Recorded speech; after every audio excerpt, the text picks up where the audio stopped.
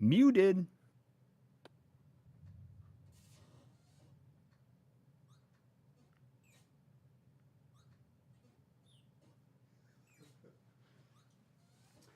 Oh, silly Windows. Windows just being Windows and deciding, you know, it's like, you know what? Let's put everything just on the default audio device. Like, that's not. But everything, yeah. Well, yeah, it's just, you know, something changed. Let me be helpful by putting it on not the thing that you expect it to be on, you know? It just, you know, sometimes you go through like a long stretch of time where that never happens, and then all of a sudden it just happens again. And you never know why. You never know why. It just happens. Yep. Well, did you do like the most recent update to your the computer? The computer downstairs is the new one, right? That's correct. Like similar to mine. Yeah. So you know that they were having issues with that processor, right? Like the new processors, but also the old one. It was a setting that affected the old ones too, and they just found this out. Was it a Windows update or? Yeah, well, it's like something that's like enabled in Windows now. That they like the most recent update, like I don't know, you could only like the OS could only take like advantage of it couldn't take advantage of the entire capabilities of the processor unless you were like logged into like an administrator account, like a special kind of administrator account with all of these like settings like ticked off that like kind of opens your computer up to being like you know. Well, Eric Sepulveda saying it was a BIOS update for Intel, which is something I need to do now that these projects are done. I need to do that on my editing computer. But you're saying the AMD processors, there's an issue I'm on sure that as well? If Henry shows up, he can tell us all about it.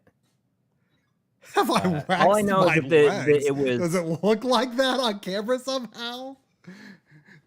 They're as hairy as ever.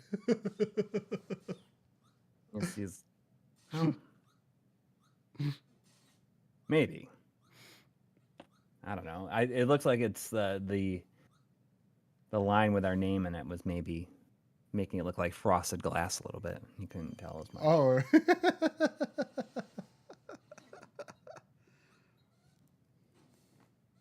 All right. But yeah, there is. I don't know how to explain it, but I know that. So do I need to do a BIOS update on the AMD computer for or Windows not? 11 is supposed to open it up so that like you don't need to like go into that administrator account anymore. And it like there's a big performance boost for even like old ones, like old. See, Stefan is saying some security things for Spectre Meltdown were active when they weren't needed. That costs a lot of performance for Ryzen 9000 series, but also gives some on 7000. Oh, huh. So is it fixed now though? I don't know. Do I need to do anything? It's I saw the 24H2 update. No, Windows update for MD maybe. No, I am the admin in my own PC, but I think it's like you have to uncheck all kinds of additional settings in the administrator account. I thought it was supposed to be included in the most recent version of, or the upcoming version of Windows 11's update. I don't know. Well, but I don't know if that's the same one as I updated that yesterday. I'll remember to ask Henry later because I know I need to install the new BIOS stuff on Intel. But I just didn't want. I wasn't having any problems, so I didn't want to do it until I finished all of these videos, which are done now. Yay! I mean, man, I've been August. Well, I mean, I thought July was packed, and then August was just ugh. And like, there's like I'm like basically taking this week off. So I played Final Fantasy 14 all day. I got to the final zone of Dawn Trail, so it's very exciting. Hopefully I can finish that this week. I thought about playing Outland tonight because I really enjoyed it when I was capturing footage for the video we just released yesterday. Mm-hmm. But I kind of thought like, well, until I finish Dawn Trail, I don't want to like, and plus I still need to get back to Sly Cooper that I, started on stream probably like 2 months ago at this point. Yeah. I need to get back to that. So I was like, I don't want to start something that I'm like not going to finish on stream. Like, I don't know for sure if I'll finish this. I've never like really had a good idea in my head of like how long this game really is. Like, I played it a bunch as a kid, but in my head it was never a short game, but it's not very long either, really. So I mean, I don't know, maybe I'll finish, but it's like, it's not something put on the backlog pile, really. So Right. maybe I'll do Outland in a few weeks. We'll see. But I decided to do this because I've been talking about it for a couple months now. So I was like, yeah, I'll do some Kirby. Yeah, Yeah, that's right, Steve. We were, man, I can't believe it was only a week ago we were hanging out, Steve. Like that feels 2 or 3 weeks ago to me at this point. It really does. Man, we had a good time at Retro World. Wish you were there. Yeah. It would have been really fun to go, but going on big trips every 2 weeks, would have been. Oh yeah. It's just exhausting. I'm glad that I didn't go. I mean, it was a fun time, but it was. I'll admit it was a challenging time to go because of all the travel. So yeah, it was difficult to make it work, but I did have a good time. It was really cool hanging out and with all the people. I mean, like Retro World is probably where like most of like the retro tech people go. Yeah. So it's always. It's always our crowd. You got Steve, you got Bob, you got Tito was there, which I think we saw him that one time at MagFest, like long before he even had his channel. But otherwise, I think we've only seen him, probably just once at Retro World before. Really quick, I see that Kamal Zamir is saying that they are near a bunch of Buc-ee's right now. If you need some beaver nuggets, I think you should get like a bag on and send them to try his PO box. I would not refuse. I think you've been saying this for a while. Like you think I know. Well, what I think should happen I would really like is them, that like literally everybody should just start like inundating you with beaver nuggets. Just like a constant thing. Yes, like just they don't stop. Like every day, like it's just another bag, and it's like the entire post office is just like has too many. Too many beaver nuggets. I start handing them out to too the many post beaver office nuggets. Workers. Yeah, I told you I thought it was really, really funny, but cool. I ran into one of the people that runs the Forgotten Freshness booth, at all the cons, and he had like a Bucky, like the Bucky Beaver character, like had like a mini plush keychain. I like caught him on the elevator when I guess we was like heading out to the car. Heck yeah. So I got that water bottle I used from there. I got a water bottle that I used on vacation, but it's been replaced very quickly by, as Mr. Dusk called it, my water drum. Water drum? Oh, you didn't see it last week, did you? No. My new water bottle. You know, I actually saw. I was going to take a picture of it discreetly when I was at the airport. I saw someone had a Bucky's water bottle. Yeah, like I'm on the lookout for Bucky's stuff now. Oh my gosh! This is my. I'm trying to drink one of these every day. I've already finished mine for today. You should like hang that from your hip and be like a samurai. But I love the color on it. It almost looks like Link. Oh yeah. That's a good color. That's the color I'd pick too. Yeah, it's pretty cool. But I got this other one that I'm just drinking out. So how did last week's stream go? I assume it was just like a live. Here's my question for you. Well, a little bit of that, yeah. But there's also playing some different golf games. Man, I got the best hole-in-one. Oh yeah. On Arnold Palmer tournament golf. What was it? Was it as good as your? And was it as good as that one time in Super Monkey Ball? Yes. Yes. I mean, it was that good. Wow. I need to. You need to give me a time code for this, and I'll have to watch it sometime. Yeah. It's good stuff. I had a pretty good hole-in-one a time or two and walkabout mini golf.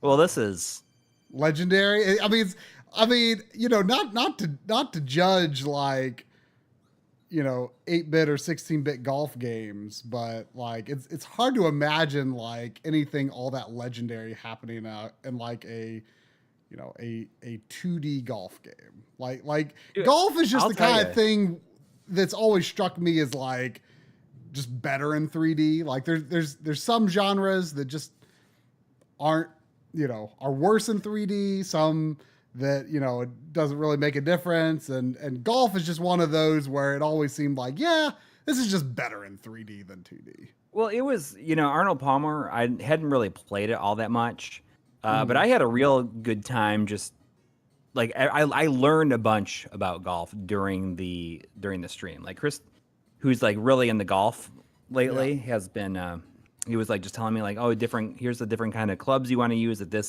from these distances. It was a very educational stream in addition to,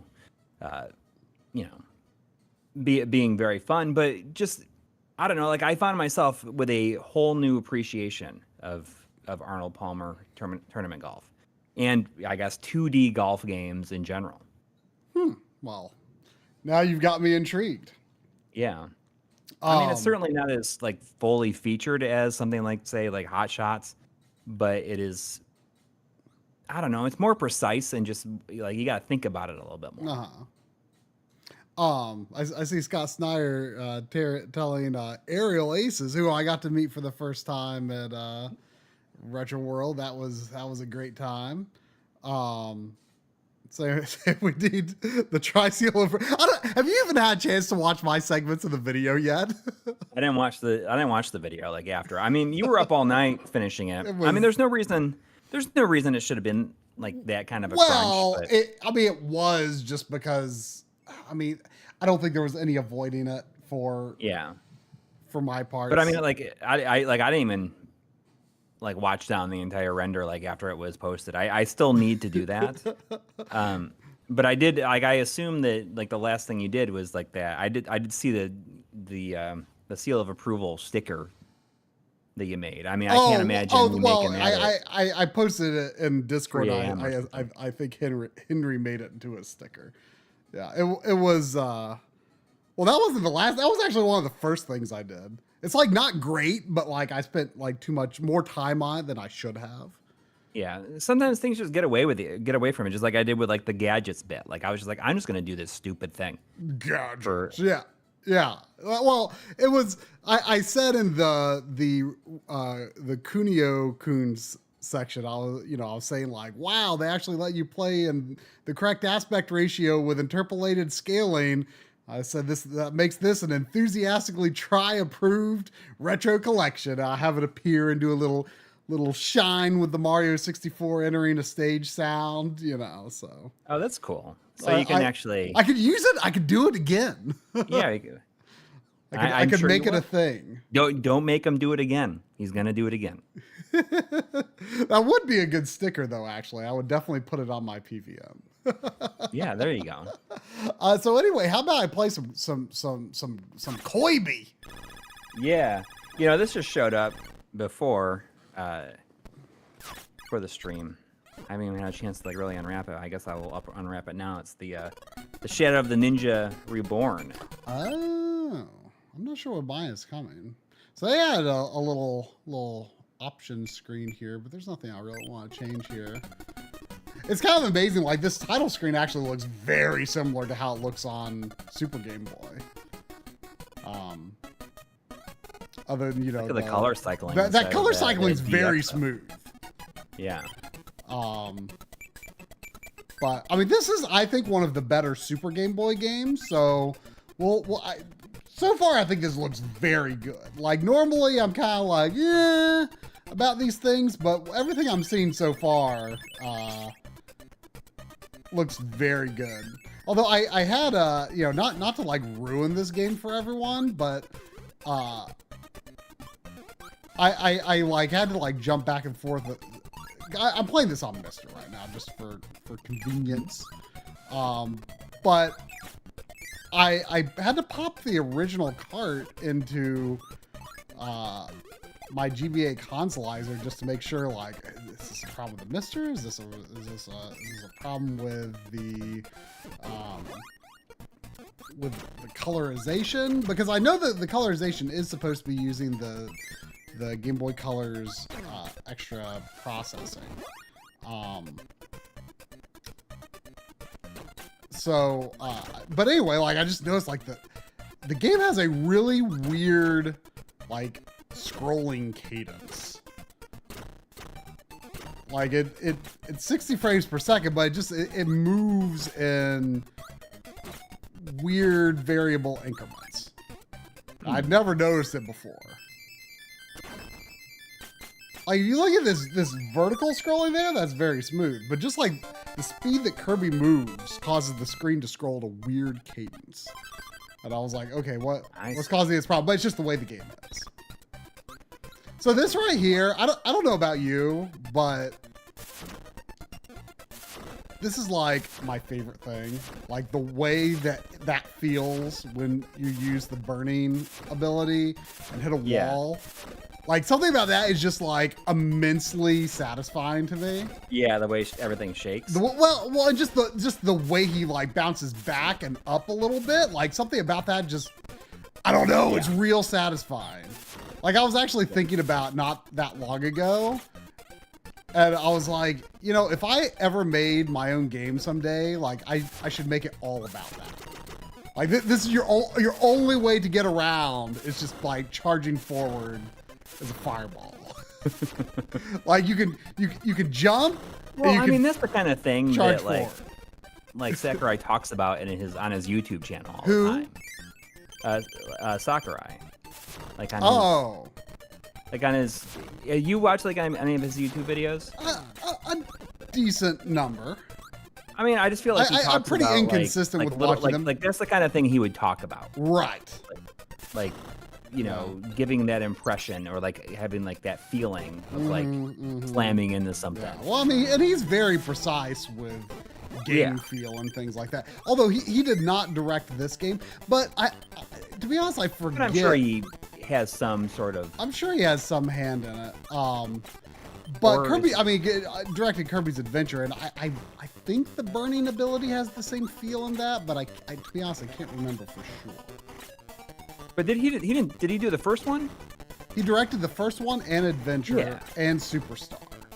So I mean, I just feel like he was probably involved to some extent. He was probably involved to some extent. Or it's just like his, just like the kind of things that he talks about or that he pushes for, you know? Right. Like he probably had an effect on it. There was $5 from Mike's Stuff. Mike's Stuff saying, I hope you had a seed-free food week. Corey, seed-free food week? Oh, yeah, I mean, I talked about last week It was a very unpopular opinion about how like I really hate like seeds in watermelon and in basically. I mean, you don't swallow watermelon. No, I mean that's what I don't like about it. Is like I hate eating things with seeds and spitting the seeds out. I mean, like I said, it was an unpopular opinion. What? It helps pace you. You know. But no, I just hate the feeling of seeds and having to spit them out. I mean, watermelon is okay. I don't have a special love for it, but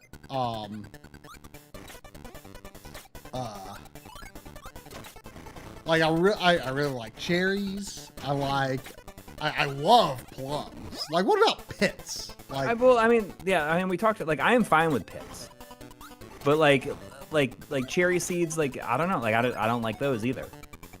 I don't know. There's something about like cherries and plums are like eating the whole thing and then spitting out pieces of it. I don't know. Like, I'm not gonna take a peach or a plum and put the entire thing in my mouth. I'm going to eat around the pit. Sure. I don't know. I can't say. It was an unpopular opinion. It's all right. Yeah. How do you feel about? If I had played, but Mike's stuff also asked me if I played the Xenocider, which is a lot like Space Harrier, and I think didn't that get like a release on the like it has like a Dreamcast release also. It's just like one of those like one of many homebrew Dreamcast games, I feel like. But no, I have not played it. I am familiar though with it. I really like the colors they use in the background here. Did a good job. He was masking there. I like that he was masking. Oh, the one thing though, there's a little bit of brown in the background around his nose, but I mean, you know, that's just the limitations of. It's just the limitations of Game Boy Color, you know. But that was like what I was kind of talking about a lot in that one video is, you know, your eye is drawn to some of these limitations in a way that it isn't when you're playing in black and white, you know. But otherwise, that was a very nice background. I mean, you'll see things like that on NES too. Like look here how, you know, the right and left side of the tree, it has to have like this green outline so that it, you know, because it transitions to the color palette of the background. I mean, these are, you know, those are sacrifices that NES has to make as well. Or how like the sky is brown, you know, around the corners of this log. You know, it's interesting because when the game is in black and white or very limited colors, like would be the case with Super Game Boy, you know, because you can't really do a lot of colors on scrolling background menus. There's also $5 from Gaming Delight saying thanks again, Try, for taking part in my Game Boy retrospective. Oh yeah, you should post the link to that. I've not had time to watch it yet, but thanks for having me. I'm sorry it took me a while to make the little shoot the little segment that you wanted me to talk about, but I managed to squeeze it in. I'll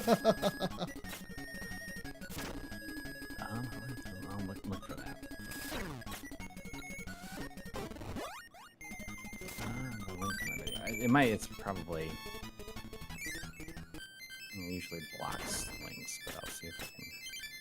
So I thought it was, you know, really interesting how, you know, this was, I don't know why, like, probably because it was such a late NES game, but, you know, I did not play Kirby's Adventure until I got my second NES. That looks like it's going to be stone, probably. I didn't play Kirby's Adventure, you know, until several years after it was out. So this was the second Kirby game the second Kirby platformer, at least, that I played. I'm not sure if, you know, because I played friends' copies Kirby's Dream Oh, Land. no, In fact, I talk about that in that video, Gaming Delights video, where I played, actually several of my friends had Kirby's Dream Land, and so I just played the game so much, borrowing their I'm copies. logged in as myself. Why am I logged into YouTube as myself? That would be why. Maybe I should. Oh, you should. Oh, you can't post the link because you should make yourself a mod. Maybe I should. But anyway, I played friends' copies of Kirby's Dream Land 1 so much that it's like, well, I don't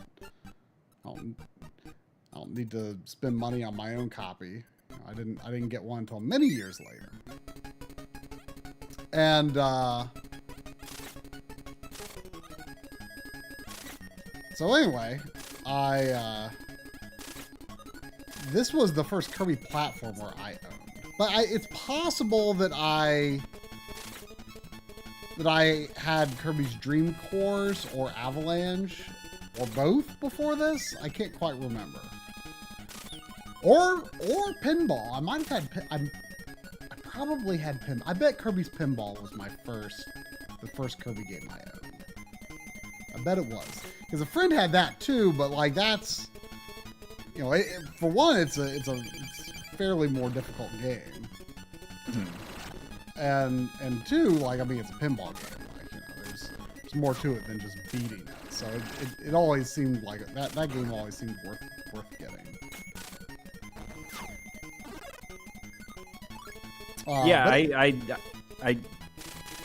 Sorry, I was gonna just people asking about if I was gonna get Shadow of the Ninja, and I was just saying I got it here, but I also got a copy of the Doinksoft collection. Oh, because that's the what's only in way to that? get I forget what's in that. Well, it has two things that I already have, so like I might. I think that's why I those didn't in my get it. bin. What? I think that's why I didn't get it. I forget what. But I really wanted that Gunbrella game. Oh yeah, that's the only way to get it is on that collection. Okay, yeah, I remember looking up a trailer for that, and I was like, and get under your Gunbrella. I could take it or leave it. Ella. I mean, I love the idea of it for sure. Yeah, but apparently, it's got Demon's Throttle on it. Yeah, which I have. And Gato Roboto. Oh, okay. Yeah. I mean, that's why I didn't get it. Like, I looked up Gunbrella, and I'm like, well, it looks cool enough, but like, how many more retro indie games do I need? It's true. It's true. That is the truth. But I mean, I wanted that Gunbrella specifically since I saw it. And I mean, I love the name. I love the name, yeah. But I looked at it and I was like, this looks cool, but not necessarily the kind of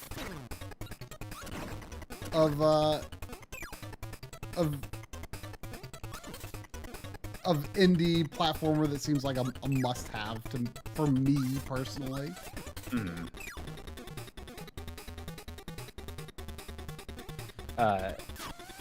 But what I'll probably do is, there's I have Gato Roboto and I have Demon Throttle. I had that copy of Demon Throttle that I waited like 2 years for. Do your old saves work on it? Like I'm assuming it just, huh? If all the saves work on it, then I'll take those 2 copies of the copies of the other games, and I'll just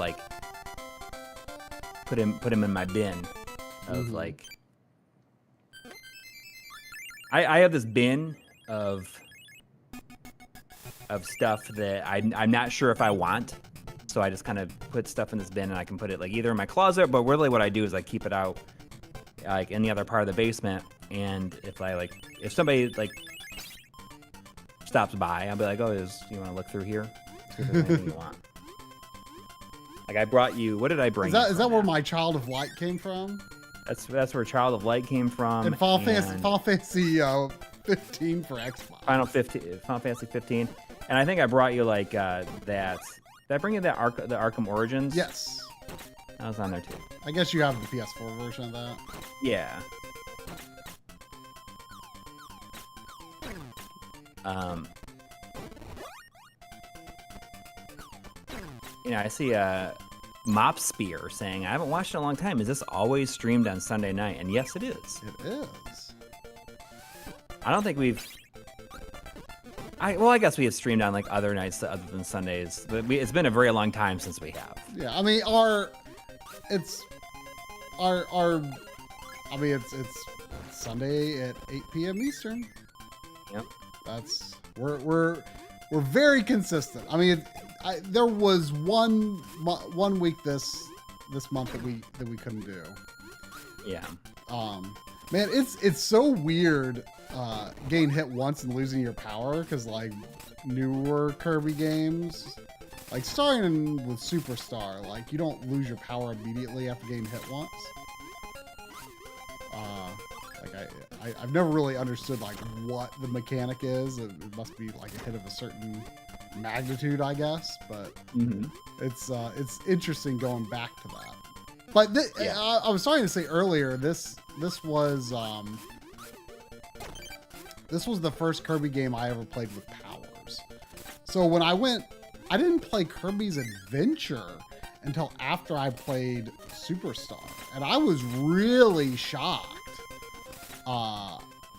The Adventure was much more advanced than I expected, because it's older than this, and yet it has a lot more powers than this game. Like it has, there's a lot going on in that one. It has almost as many powers as Superstar.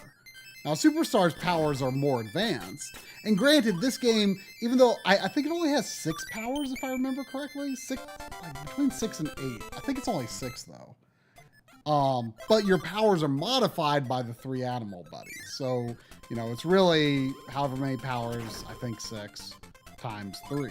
So that's probably why they didn't, overdo it with the powers in this one. But I in a lot of ways, I think playing this as your second Kirby platformer makes more sense. Right. But which is what it was for me. But yeah, like, because I think Kirby's Adventure is, I mean, yeah, like you said, there's a lot going on in that one. Yeah, it's really it's such a great game.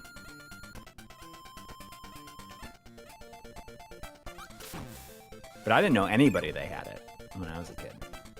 I knew one person who had it, but we were just friends at school. I never went to his house. But I remember seeing it in the store and was like, oh man, Kirby. I love that Kirby's Adventure. And I don't know. I should have asked for that instead of Mario Was Missing. Because I mean, I didn't get my Christmas until, I didn't get my Super Nintendo until Christmas 94. So I mean, there was plenty of time I could have enjoyed, Kirby's Adventure. So it's really silly that I didn't get it back then. Like it could have, it would have blown me away for sure. I do think the fish with the spark ability is one of the better. It's like a light bulb. Yeah, I mean, it's definitely probably the best ability in this game. I mean, the Kirby rise inside the fish with his face sticking out is like, I feel it's maybe a little creepy and weird. I mean, so much of Kirby is creepy and weird. He looks kind of like the shit from Space Manbo. I'm pretty sure. Is that Space Manbo? I mean, I think that's the kind of fish that he is he not? Is that a Manbo? It might be. I don't know. It's a big fish. For some reason, I have this very distinctive memory of playing a bit of this world on Super Game Boy before school one day. And this is something that you talk about a bit. like getting up early. getting up early and playing video games. Oh yeah, I mean, if there was something that I was like super excited about, I was definitely getting up before school. Right, but like even now, with as early as you often wake up. Oh yeah, for sure. I mean, like, that's do especially some now the kids are morning back in video school. games. Yeah, I mean that's when I did a lot of recording for this episode. Is that I would just get up and I would go through as much stuff as I possibly can. Well, that's what I did one morning while working on this. It was actually probably the last day. What did I play that day? Gosh, what was it? But yeah, I was like, I feel like playing some video games in the morning might perk me up, Yeah. I don't know. It's just like a combination of everything, like with the kids back in school. I'm just like in a habit of like walking Nellie until like as soon as everybody leaves, I like basically walk out, taking her on a walk when the kids go to school, and my wife drops them at school when she's on her way to work. Mm-hmm. So I walk her and I come back and then that's when I have my coffee and then I play some games if I got some time. But I think that starting tomorrow, I'm gonna come back from my walk and I'm going to work out for 30 minutes, and then I will do it. Aha! I guessed right. And then usually, then it's like 9 o'clock, and depending on how much stuff I have to do for my day job, that's what it comes down to. Well, yeah, so I mean, it was nice playing some games in the morning. But like, there is something about playing games in the morning that's like it feels wrong. It feels wrong in a good way. Like you feel like you're like beating the system. like you're not supposed to play video games in the morning. You're supposed to be working, or you're supposed to be at school. Well, that's why if you play them before it's time to go to work. So that. But anyway, that was very rare for me, because I mean, you know how I am in the morning. I'm not a morning person, never have been. So when I actually did have time to play games before school, it was a rare thing. It was a rare thing.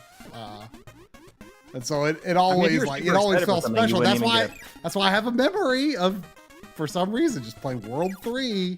Like I don't think it was like my first run through the game or anything. I just remember I'd probably played it a few times before, and I was in World 3. And I was like, man, this is great.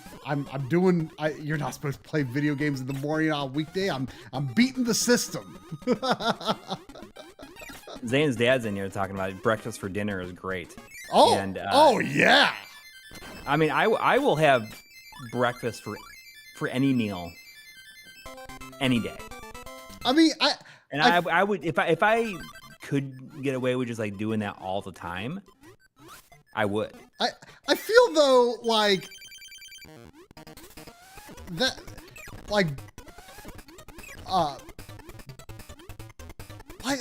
breakfast for dinner doesn't feel like beating the system though. Like that no. But just talking about the greatness of it. Like something like pizza for breakfast. That feels like you're beating the system. Yeah, well, I mean, it depends on if it's pizza that never got put away the night before.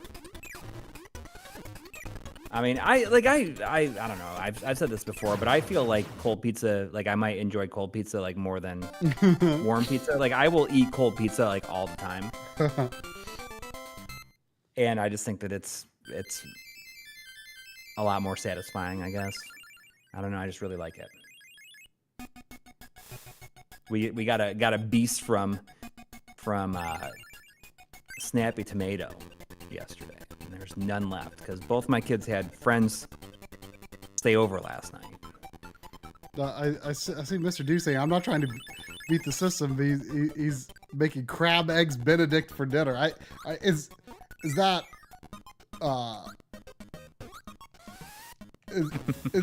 is that out of crab eggs or eggs with crab on it? I don't know. See, Madonna She says, I had pizza for breakfast today, and I indeed had too much to drink last night. I definitely didn't have too much to drink last night. I may have had too much something else, but it was, there's unfortunately nothing left this morning. I probably had too much last night. I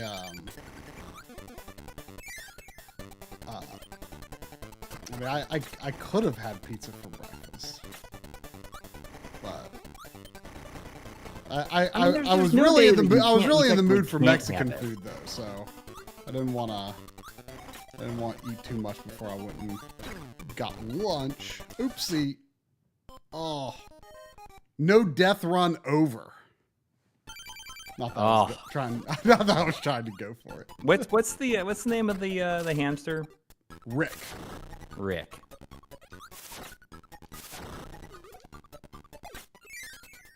It's Rick, Koo, and Khan.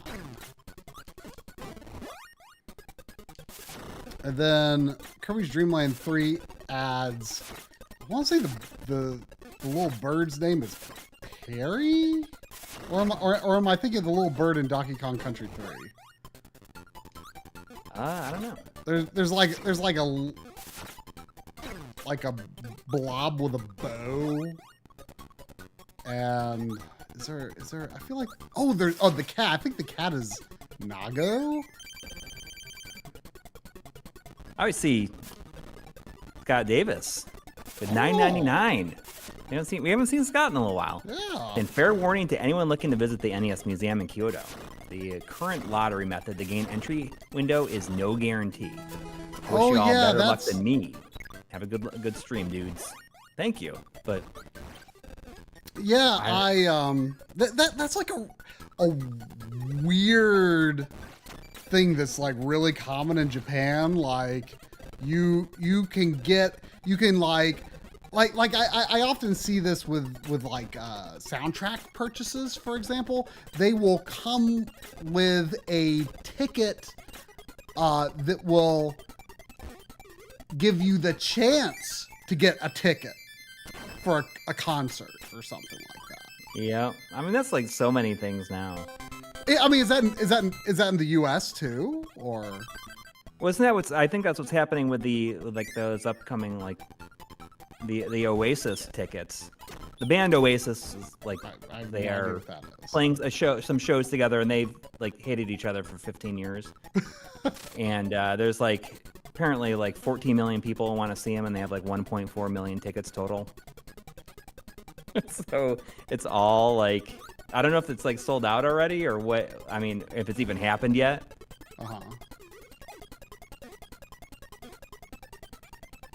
I mean, of course they're doing it for cash. I mean, why not? I saw Oasis with Space Hog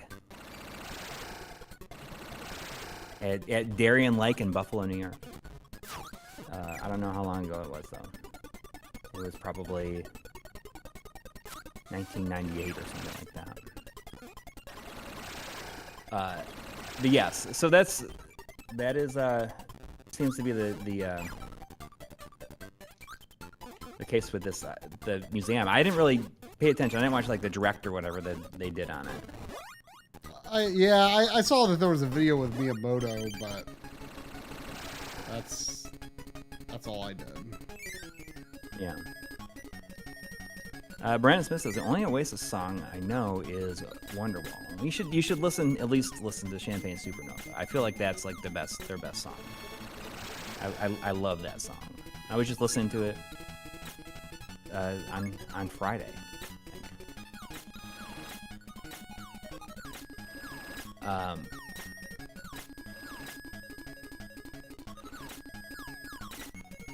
But we should talk a little bit about that like the partner direct. You know, if it was going to be the I was streaming, I bought that Castlevania Dominus collection.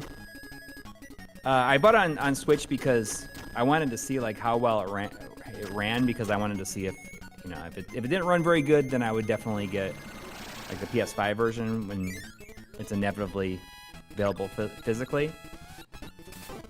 But if it was going to be me streaming it, I was going to play that Haunted Castle. Yeah, I've heard people say it's like really, really good. Yeah. Yeah, I've heard that it's really good. I heard people saying like, oh, like this must be by some of the people that worked on Rebirth. Oh, I'm sure. Because that's people were saying it's that good. Like I wonder if M2 was involved. Like does it? No, it was done. They did the collection. So the whole thing that's kind of interesting about it is that some stuff came out. Somebody like dumped it and was able to like look at the files and stuff, and it's just not like being emulated. They like rebuilt it. Okay, like, rebuilt well, the games. That makes sense. It's like because... it's like they decompiled them. Okay, well that makes sense because Drum was talking about he was saying like now you can view like the map and the status screen at the same time, and I'm like, wait, if it's emulated, how could you do that? Yeah, it's like, I mean, that's what they did. They decompiled it, so it's like emulating some aspects, but like I guess like even like they left like a bunch of their like development tools like in the file system. So people like they basically gave people the ability to like make their own if they wanted to, probably. Interesting. So it's pretty cool. I feel like better getting the Switch version physically because it has like some touchscreen stuff that you can just use this, use like traditionally, Mm-hmm.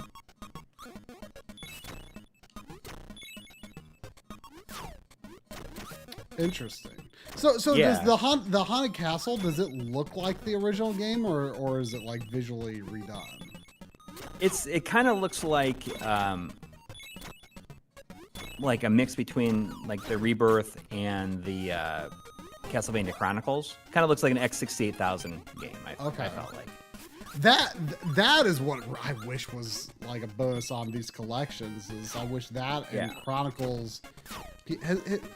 Has M2 ever emulated PS1? I mean, I feel like they had to have, right? I don't know. But see, I don't know why. Like when people were saying, like, "Oh, I bet people who did Adventure Rebirth worked on." I don't know why I didn't think like, "Oh, I mean, M2 did the others." I guess just because it was DS, and I don't. I don't remember. No, the Darius collection only has M2 the arcade DS? version of G Darius. They only did the arcade version. The same thing with that Raze collection. Doesn't have the PS1 version of Ray Storm or Ray Crisis in there either. It just has the arcade versions. But I mean, I don't think I've ever played DS emulation from M2 before, so I'd be really curious to see how they do it. Because I guess I don't know. Like I was just thinking like, oh, they probably did. It was probably the same people that did the Mega Man ZX. Well, they did similar work with those games, I guess. I played those and I haven't played. I mean, I have those and I haven't played them. Or did M2 do those? I don't think so. I don't think so. But they did either. something similar where they had to they decompiled the games, and it runs half emulated, half rebuilt. Oh, okay. I didn't know that. I guess they're very good. What, ZX or this new stuff?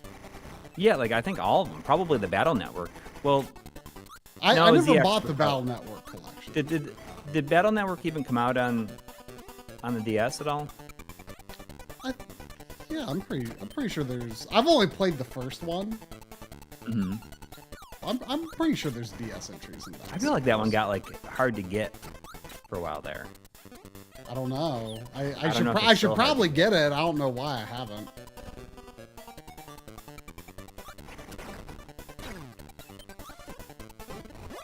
Let me see if do you have this? Hang on, let me grab it. I mean, I've played a little bit of the ZX. I mean, enough to just test them out. I might show them that video at some point.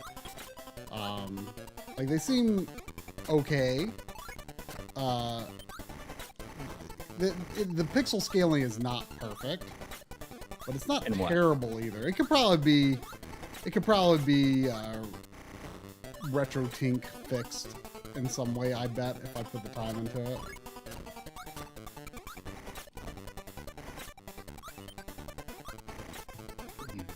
So, do you have this? You know, I was like eyeing it on eBay for a little bit, and then you know what? My new move on eBay is to like, if there's something you want to get, but you're just like not in a hurry to get, just put it in your cart, and inevitably, if it doesn't sell, like the seller will send you a discount. Oh, offer. Like that, just like it just happens every time. Really? So if it's just like something you're just kind of thinking about, just put it in your cart and see if you get, you know, like a $5 or $10 off offer. Interesting. That's what happened with this game, with Raw Danger. Are you familiar with Raw Danger? No, I am not. So it's the sequel to Disaster Report. Like oh, okay. I've heard that it's very good, but I just love the name Raw Danger. It is. It sounds terrible, which. Well, the cover art is terrible. Yeah. I mean, that cover art is rawly dangerous in certain circumstances. So I'll have to stream that one. For those that have played it, do you feel like that would be a good stream game?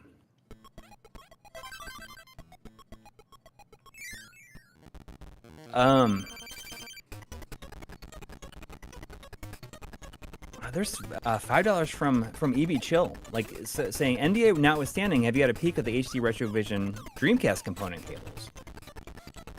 So someone else mentioned that. Like, was there like a big bit of information that I totally missed, like about it? Somebody mentioned it in the comments of the video.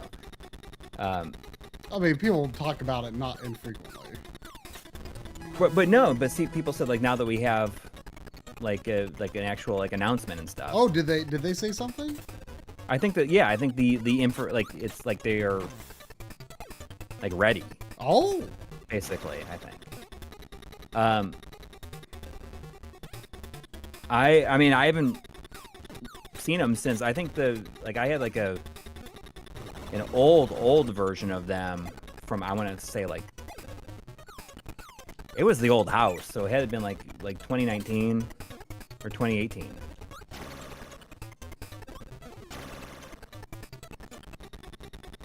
Where is the information that I can find on that, though? Let's see.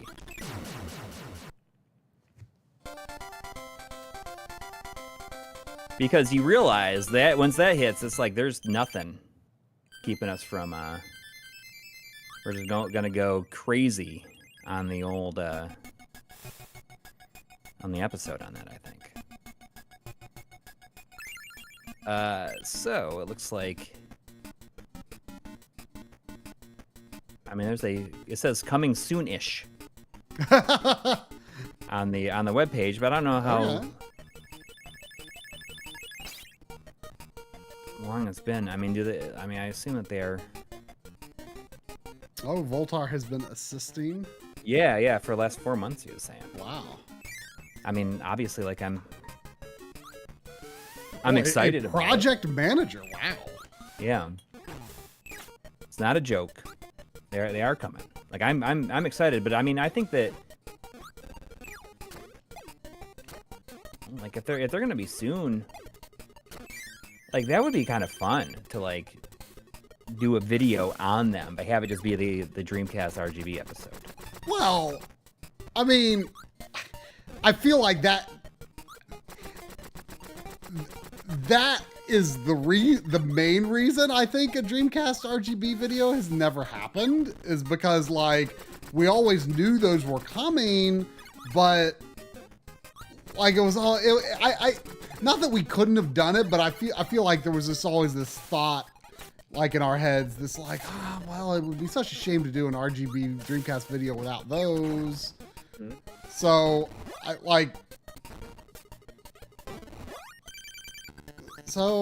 I mean, I feel like that. I feel like when those are available, like that should be our like grand RGB 200 return. Like we should do it. We just I think that'd be good. So, I mean, if they are like, if they're done, then I mean, I don't see any reason. I mean, we could just like fast track that. Of course, I do like I made a big promise. My setup tour is like it's happening in September. Like it is going to release. So that would be like the perfect thing to go into like right after that. Yeah. I'm going to try to finish this setup tour within 2 weeks. I would like to have it.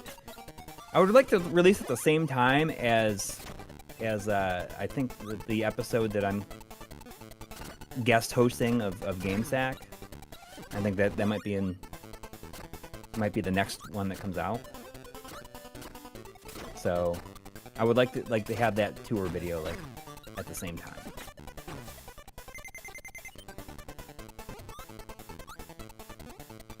Like Rick is causing more problems than he's solving. Don't let him go.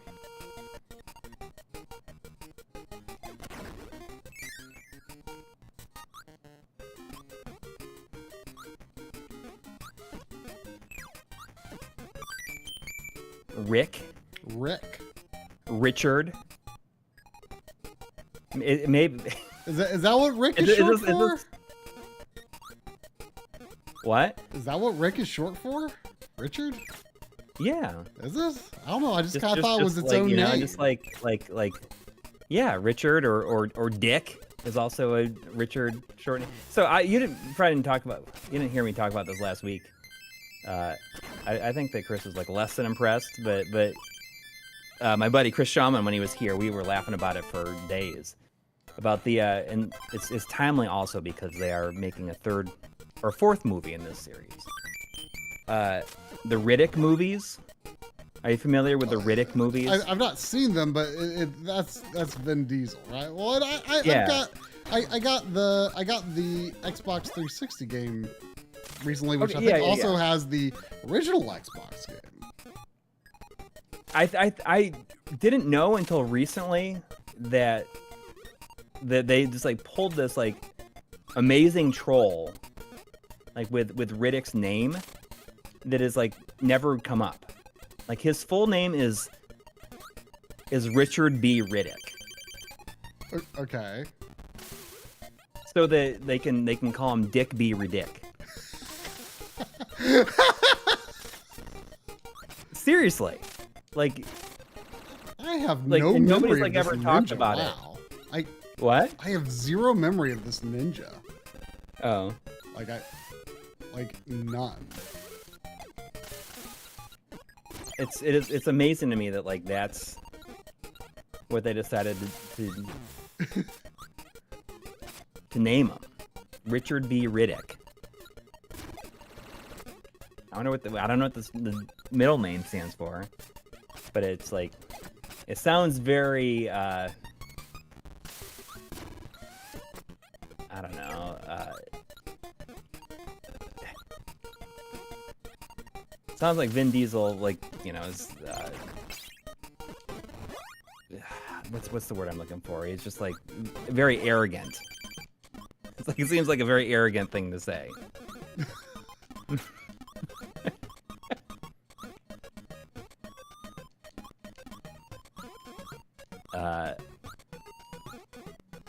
But I couldn't believe that. Sorry, I don't know where we were going with that. Yeah, I think that name Richard and Rick is That's where my mind went, I guess. Oh, this is a mistake. Oh, don't go down there. Why am I down here?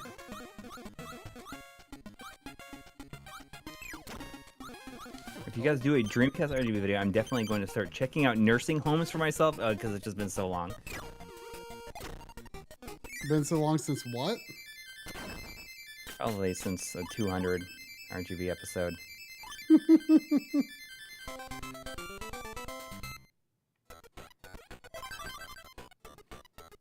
But yeah, I mean, if they are that close, Voltar, we should talk about it. Yeah. And, Keep us like in privately. the loop. Yeah.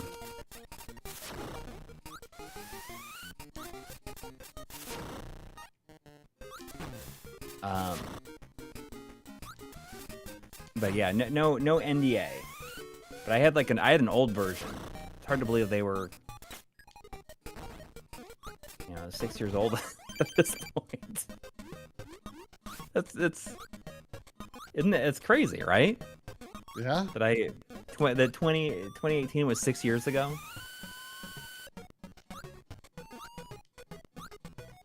Crazy. I'm pretty sure that I used those preview versions. I feel like I recorded some Shenmue footage with it. We should Maybe also that was get the Games Within Games episode. Insurrection has a Dreamcast S video cable, right? I don't know. Did they release the S video stuff? I'm pretty sure that they have. There was $2 from Nana Cheesecake. Oh, thank you. Saying, is that a heckin' Corb? I love Corb. Happy Sunday. Corb? A Corb? What is a I Corb? don't know what a Corb is. Perhaps we should learn.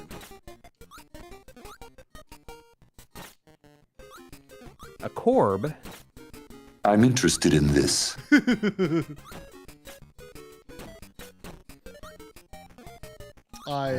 that come through directly? I like how you just said heck fire in the video with no context. So of course you have people speculate, oh why is he censoring this? Oh, you can't say hell. Yeah, it's funny. It's funny, y'all. It's funny. So some people laughed about the shmups bit. I feel like it'll definitely show up in a future blooper reel where I did it had to have been 3 minutes of takes of me not being able to say the word shmups, and it would just make me throw up in my mouth every time. I couldn't get it out. I'm like shmup. And it seriously went on for 3 minutes.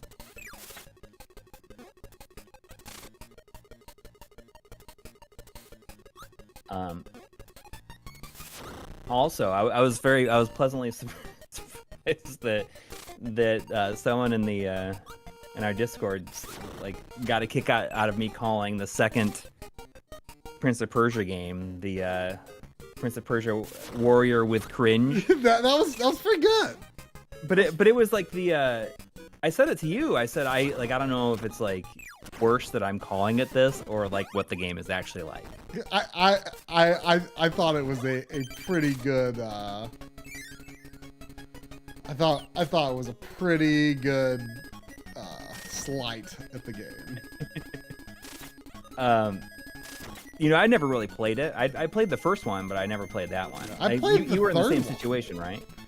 Or you played the third one? I played the third one. I skipped Warrior with it. But you skipped the second one entirely. Yeah.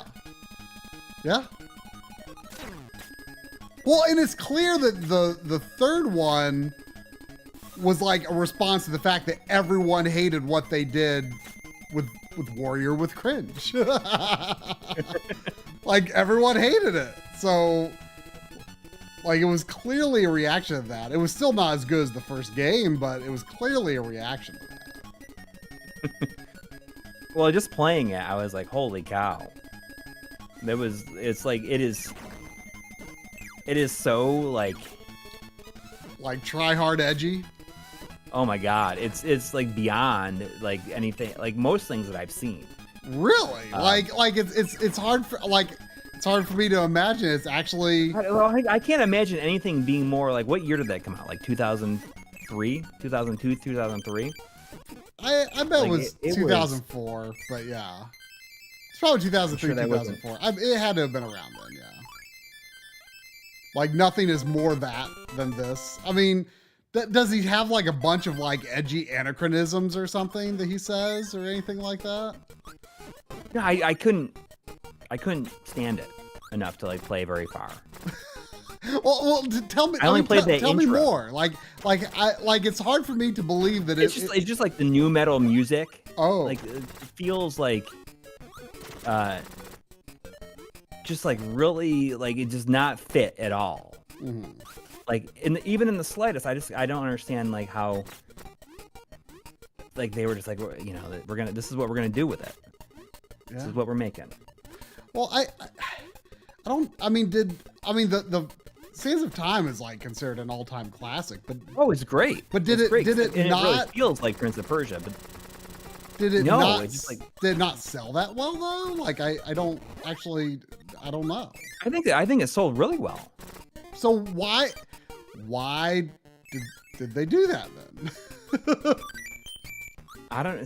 Somebody in a meeting someplace was like, we got it. This is what we're gonna do, and everyone's gonna love it. like has making your character edgy like ever gone over? Like has that ever gone over well? I mean, no, it hasn't. But you know, I had a very similar situation playing Jack 2, where it's just like. Well, that's why I skipped that one. It's almost as embarrassing. Yeah, but it's really not so much like what the game player is like, or the gameplay or the world is like. It's more just like his voice. Yeah, like just like it's like a silent hero in the first one. Yeah.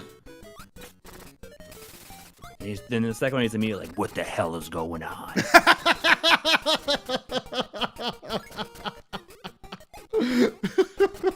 You know, he just goes. It just like goes from 0 to 150.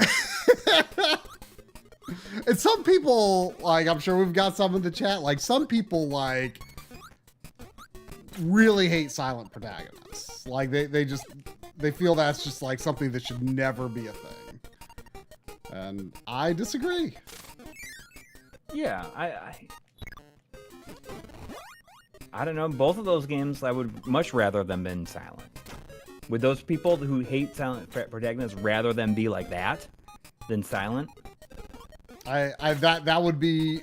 I would be really interested to know. Actually, like, would you rather have that than what we got? I don't know.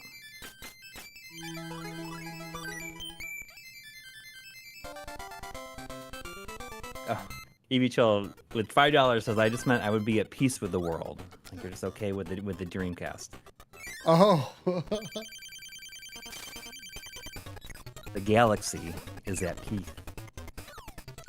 Oh, I think that came out. The little discussion that we did at Long Island, right? With, what about it? On your Metroid. I think that it released like on the Retronauts. Oh, did it? I think someone mentioned it last week. Yeah, the one where I had very little to say, or it was difficult for me to get a word in edgewise. I think. I mean, I wasn't. Or so. I wasn't trying to. I was trying to give you. I mean, but between the two of you, it was, you know, it's hard to get in. Well, like and that's I said, okay. like you were on the end. Yeah. And I was like looking in Jeremy's direction and looking at his computer with the PowerPoint on it. So like I couldn't like see you were ready to say something from where I was sitting. Mm-hmm. And it's fine. It's fine.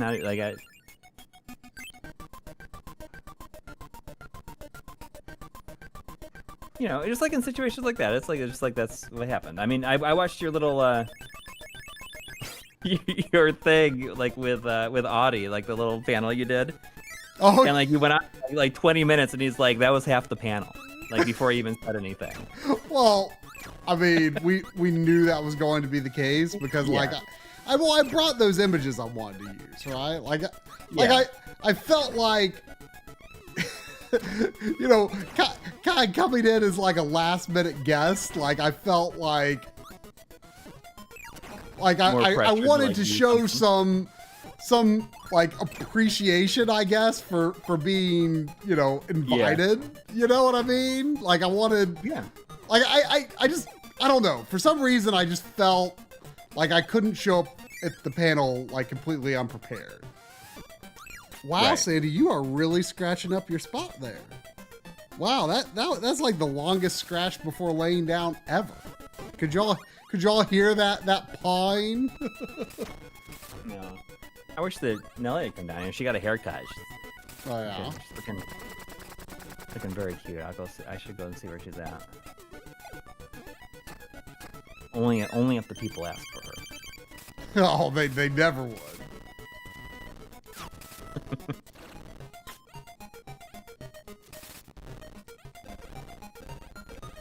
I feel like you're gonna blow through this game pretty quick. I'm on the 6th world. I think there's 7 worlds. I was thinking it was 6, but then when I saw this level, I'm like, oh yeah, it's probably 7 worlds, which is a weird number. But I'm pretty sure it's not. Pretty sure it's not. Beg for the not 8. I don't think it's 8. The only thing is, I might need to go back and get the rainbow drops. But I'll see if I can get the bean. Hang on. I'll just look up a guide because you always have to have like some combination of like power and animal friend to actually get them. I mean they're decently hidden. I mean that's probably where the real length of the game is hunting the rainbow drops.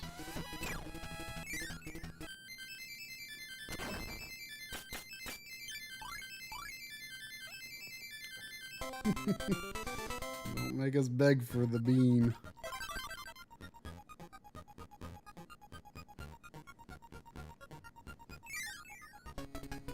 After that big long scratch you did, Sandy, you're not even gonna stay seated for long.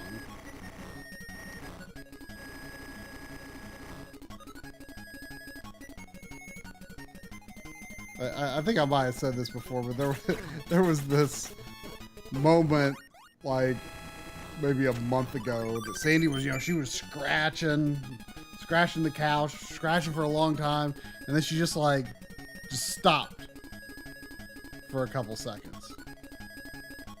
Like she was about to have the revelation, like, wait, why am I doing this? This does nothing. And then she just went right back to scratching, laid down. I'm actually I need to see if I could get some sort of reupholstering done on my couch upstairs. Like it's, you know, it's I believe I mean I got it used, but I believe it's a much less robust couch than the one down here. Like Sandy's scratching really hasn't damaged this one much. But the one upstairs, like, it's really got, like, a lot of little bits flaking off. Like, I might need to look and gain the cushions. Also, some kind of different fabric or something. I don't know. Oh, yeah. Look at that little bean. She looks tuckered out. Yeah, she might have been asleep someplace. Huh? She might have been asleep someplace. Hi there. What are those blocks? I don't remember anything like that at all. She's so little. She is so little. Mm. Oh, this is interesting. This I mean, I guess that could just be a background for the wall. But oops, I should have gone in there.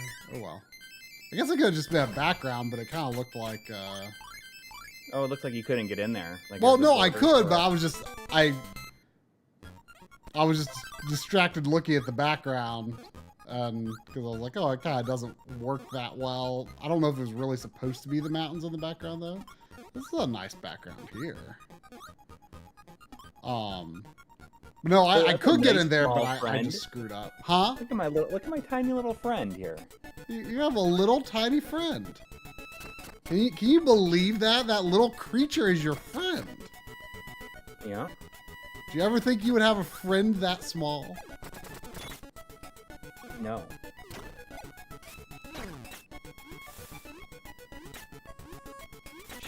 She's the best.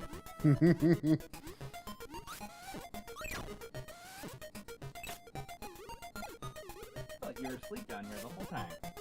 Oh, she was asleep down here? I think so. I couldn't find her. And she's like, well, you woke me up. You're not going to give me anything? It was like so hot here for a while there, so it was hard to do our walks, but now that it's like down to like 70 in the morning. It was really cool, like, for a few days. Last week, I think it was. Like in the evening, it was like almost cold outside. Feels nice, doesn't it? Yeah. You can't see her in the background there.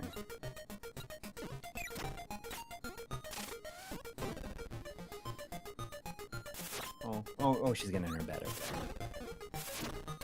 But she's been doing this lately, like when it's so hot in the morning, and it feels really good down here in the basement.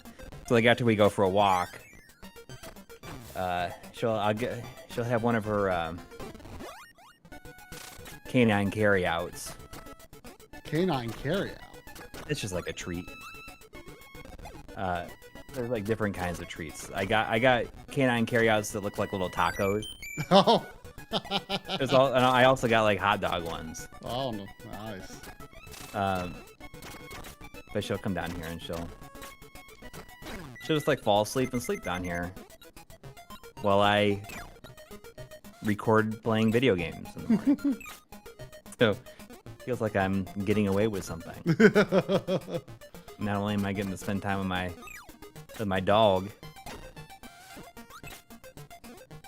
I'm able to play video games in the morning before work.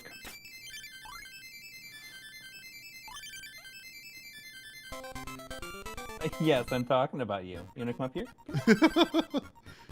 Come here. She look at you like, ooh, you talking about me? You talking about giving me treats? See her down there. Hey.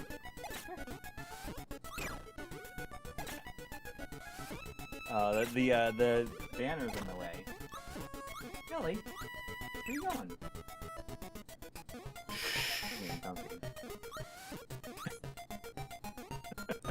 Does she like have a routine about like where she likes to be at certain times of the day?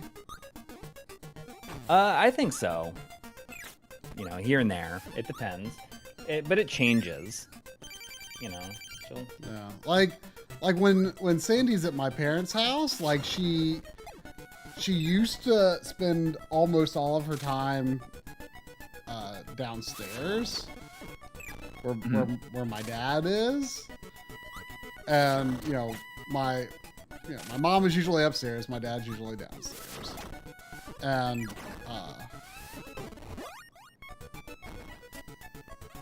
when she's visiting them now, or when I'm traveling, my mom will tell me, she's been spending a lot more time upstairs with her than downstairs lately. But we think it's because they started letting her,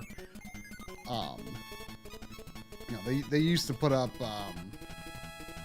well, it's just an old playpen she used to use when she was a puppy. But they just have this old playpen that they just use to kind of like block off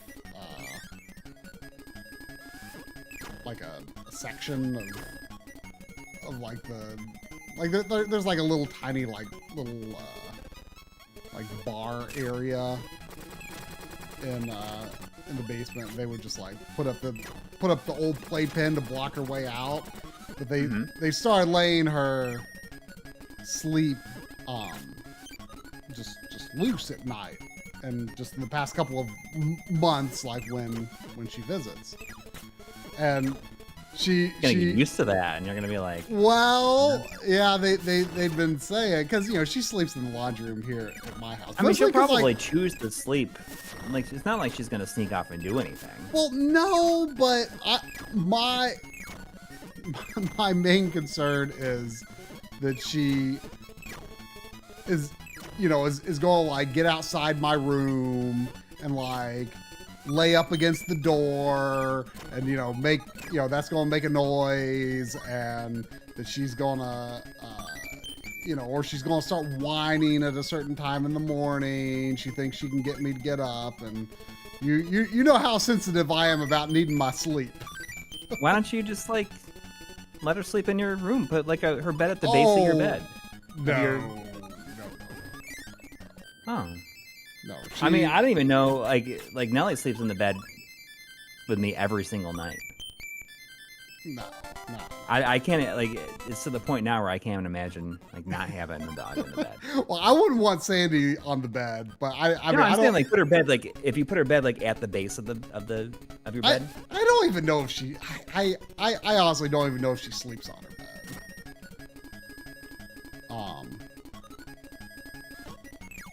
To be honest.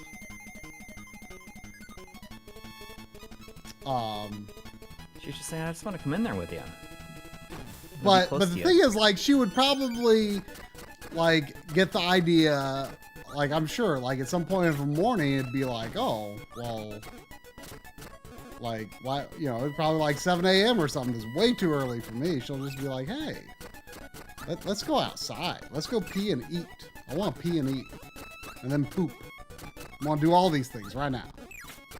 Well, she's probably, I mean, she's on a routine as it is, right? Well, she is, but like that routine is different at my parents' house because my dad wakes up. But you know what? She gets you up that early in the morning. Just think how many hours of games you can get in before anything else. She's like really actually would just be doing you a favor.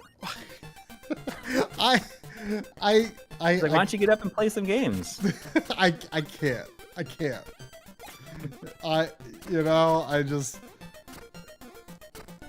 There's nice things about getting up early. I can't deny that, but the fact of the matter is, like, my nature is inevitably for my bedtime to drift, like, later. And like, for years, kind of what I've settled into is like going to bed about 1:30, 2 o'clock. Sometimes I'll go to bed earlier if I'm really tired, but like most of the time I go, I start working toward going to bed about 1:30. And, I like to have a full 8 hours. So I set my alarm for, roughly at 8.5 hours from when I'm getting into bed. And, I like getting my sleep. So if she was waking me up earlier, I would not be getting enough sleep, because there would be no way I would be going to bed reliably, like, You just go to bed early.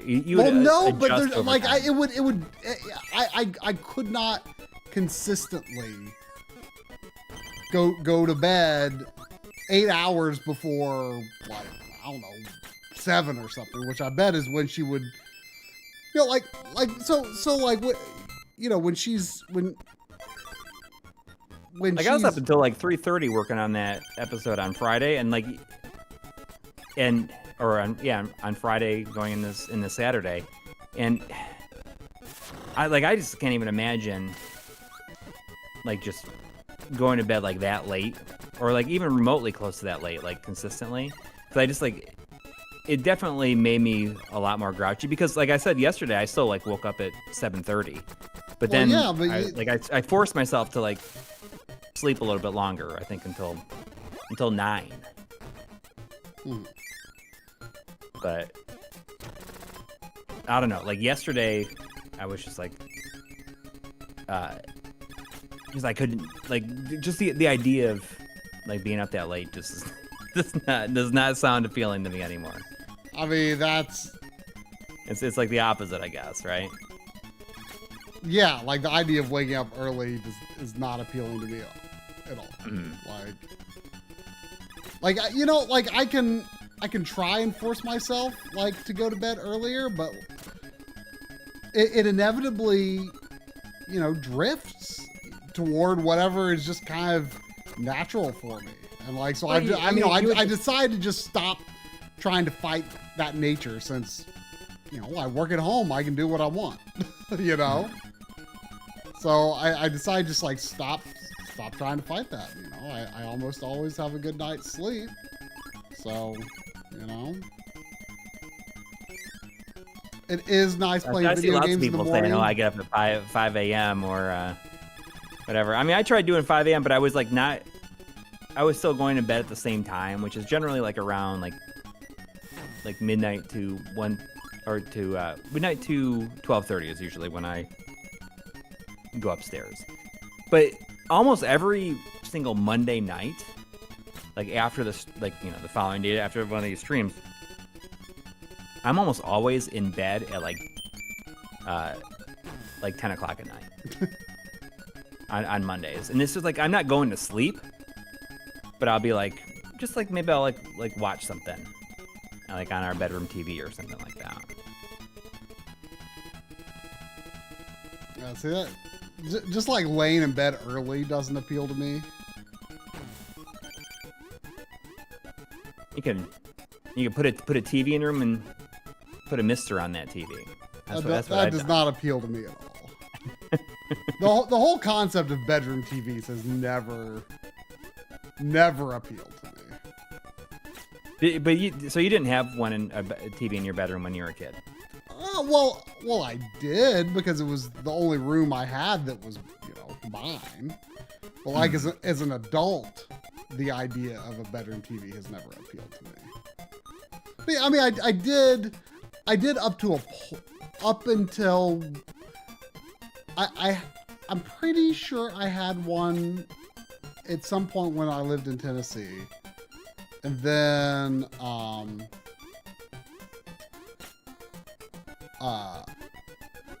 I definitely had one the whole time in Ohio. It was like my dad's old, like before he even met my mom, his old Curtis Mathis. Mm-hmm. I wish I had that TV so bad. I don't have it anymore. But anyway, when we moved to Delaware, there was a room that was, you know, designated a home office, right? It was right next to the garage, and I asked if I could make that my Nintendo room, because that's, you know, that's all I had. That's what you should do with your house. Instead of like having an upstairs, like a retro setup upstairs, you should have a room for every single like system, like console. I mean, all I had was Nintendo. I didn't say video games back then. I called it Nintendo, right? Mm-hmm. So I say, can I have this room? Is like, they let me have it. So I in Delaware, I had a computer in my bedroom. I didn't have my computer. It's like I did homework. I did homework.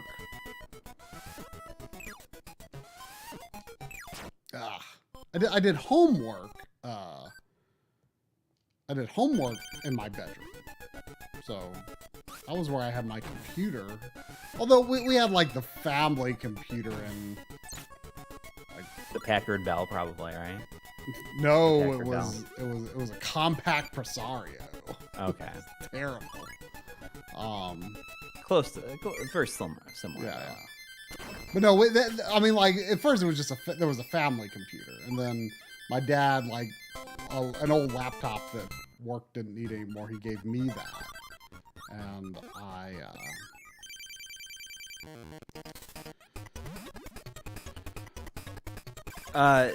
really quick, I wanted to mention that had my bedroom. But anyway, you know, like after finishing the episode, I like really had a hankering to play Zone of the Enders 2. Yeah. And because I only played it one time, like when it came out, and like I had the, you know, like the HD versions, and obviously, like in the PS4 version. So I was like, I'm just gonna play this because I remember it not being that long. And man, like it's like a really good game. It's a really good game. I have got to give it another chance sometime. I don't know why. It's like 5 to 6 hours long. You can like finish it into it. Like did any of the battles irritate you? Because I just remember getting consistently irritated by how some of the fights were designed. In the second one? In the second game. I didn't really have a problem with that. There's only like a couple of parts that are like really obnoxious. There's this part where you have to like listen to directions, like, oh, turn this way. A little bit more to the left, a little bit more to the left. Okay, now go straight for a little bit. Okay, stop. And it's not very fun, that part. But I just feel like the presentation and the great, like, amazing soundtrack. But I'll tell you one thing, man, it does not like make a lick of sense. I mean, there is like so much like mumbo jumbo just being like spewed out of these characters' mouths like all the time. I mean, that's Kojima for you. I mean, I know he didn't direct it, but that's like the Kojima obviously signature. like they were going for something that feels like it was directed for him by him, I guess. Yeah, but I was just thinking about like how I think I said earlier that I think that Beyond the Bounds, like the intro music there, it might be like one of the best. It's like an all-timer vocal theme in the game. Oh, we talked about Try talked about the pixel remasters in the last installment of that.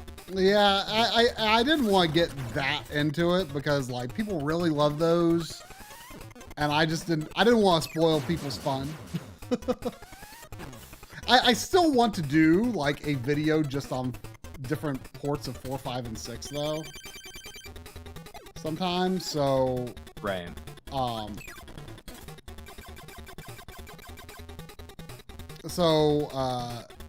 I will probably have no mercy on them.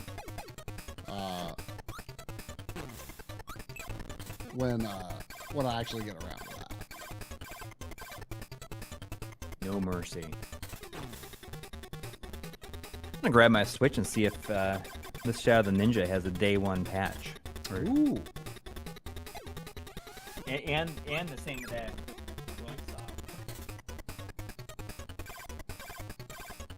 Well, I would hope that Doink Soft one. You know, I tried to get back into playing that Red Dead Redemption 2. Have you played any of the Red Dead Redemption 2?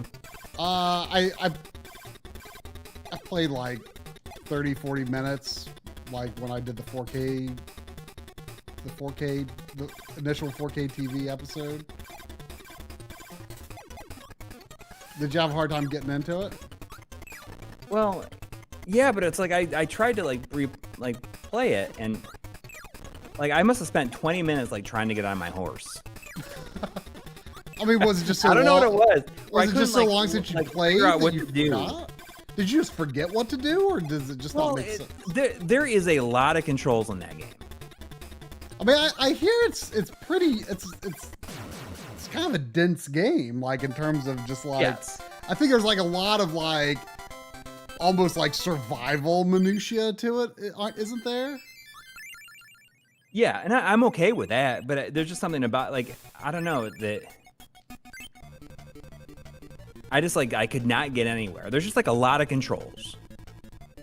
And, you know, you start a thing, it's like, press this combination of buttons to do this thing. And I feel like that's basically what every mission is, like, do this thing. You know, press this combination of buttons, walk this way for a little bit. Now press this combination of buttons to do this thing. I mean, I wonder if it ever like opens up a little bit more. Okay, so there's the patch on this. It's downloading. For Shadow of the Ninja? Yeah. It's probably nothing too major, though. I wonder if they still do the thing where they have the 100%. I watched some of John's video today on it, and Oh, he yeah? says that it's like all it's like correctly designed at like scaled. Does it Like, have constructed. interpolation though? They've never done interpolation in the past. No, I think that it's just designed for 1080p or whatever. Right. Well, I'll have to take. I didn't watch John's video because I didn't want to get spoiled. But I mean, he really only shows like the first level. oh really? I mean, skipping through it, it's chapter marked, and you can just go like, you know, like look at the version differences, and there are none. Well, So.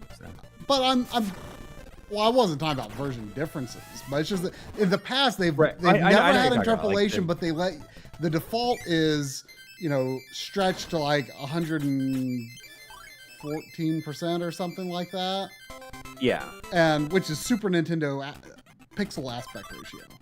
I think the thing is that this is just like designed for, like the art was like drawn to be the correct. Right, but I'm still, well, I don't know. I still want to look at myself. But regardless, it doesn't really matter because the way they've done it has been fine for, you don't even need a retro tank really to fix it. Yeah. You I mean, I can- never felt that like it was not egregiously bad. Oh, no, but it depends on, it depends on what, it depends on the movement speed in any game. Obviously for Yeah. wild guns, it doesn't really matter. For wild guns, it doesn't matter. For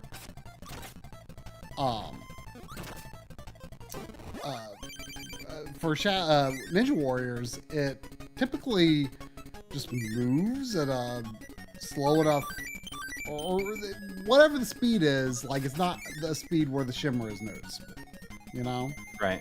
I'm not sure about Pocky and Rocky because when I played that, I used the zoom function on the C1 to fix it. So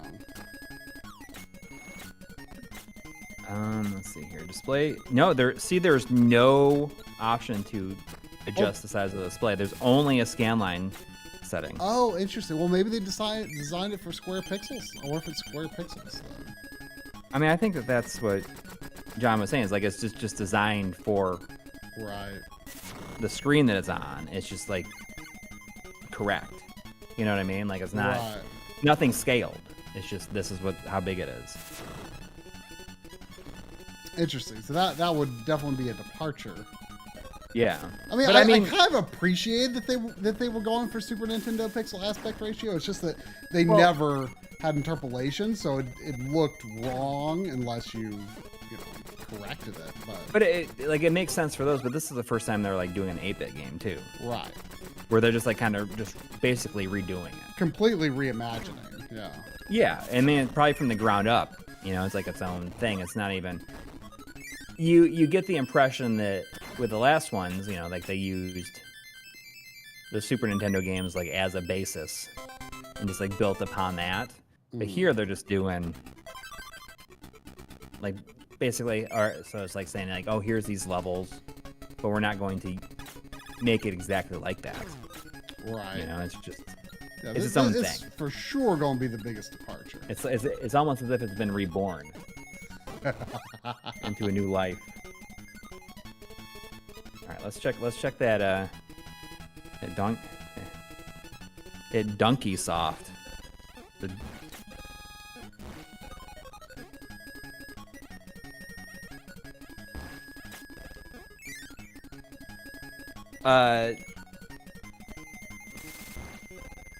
Anybody see that there's that Worms Armageddon Anniversary Edition is coming out? Anybody see that during the Nintendo Partner Direct? Are you a big Worms fan? No, I edited the interviews that are. Oh, that's right. That's right. Okay, so I just popped in the Doing Soft, and it has 3 icons, and everything has the most recent patch. Well, now check if your Gato Roboto save is there. Yeah, I mean, it's 1.07. Let's see what happens.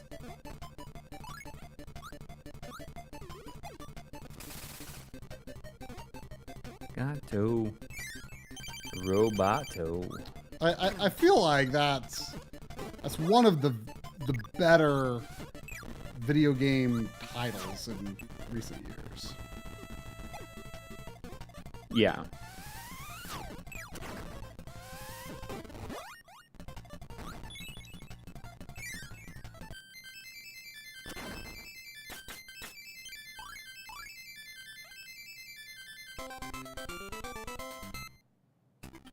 Yep, it has all my save files. Nice. So that's just a straight upgrade, pretty much. Yep, an upgrade of space in my home by like barely anything, right?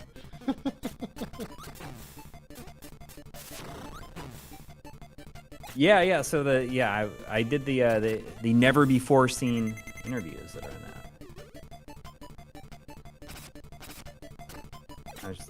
I did that back in, man, it must have been like February or something like that. So I was just like waiting for it to get announced. It's cool though, like, I mean, that was for Digital Eclipse, so I will, I'll always do, work for them if I can, because I just really like what they're doing. Man, that Tetris, like, looks it's incredible. Like, such a cool thing. Yeah, and it's well, just... you had nothing to do with that, I guess. No. Yeah, it looks amazing. You know, I mean, I'm probably like trading in my retro gamer badge by saying this, but like people in our Discord were talking about like, oh, you know, I bet for some people, like, I don't remember what the analogy was, but it was something like, I bet like getting the NES version of Tetris is like some Japanese dude's like Mother 3. like possibly, yeah. And but there's the thing, like I was like, wait, what? Like I had no idea that the Famicom version of Tetris was different and is, I guess, considered bad. They don't have the same version, like, you know, the NES version of Tetris is like still used competitively, like it's kind of considered one of the gold standard versions. And I had absolutely no idea that it was different. But you know, it kind of brought to mind how remember that Martin Alessi had like a prototype Tetris. Right. And I'm not sure if it was, I don't remember what it looked like. We did shoot video of it.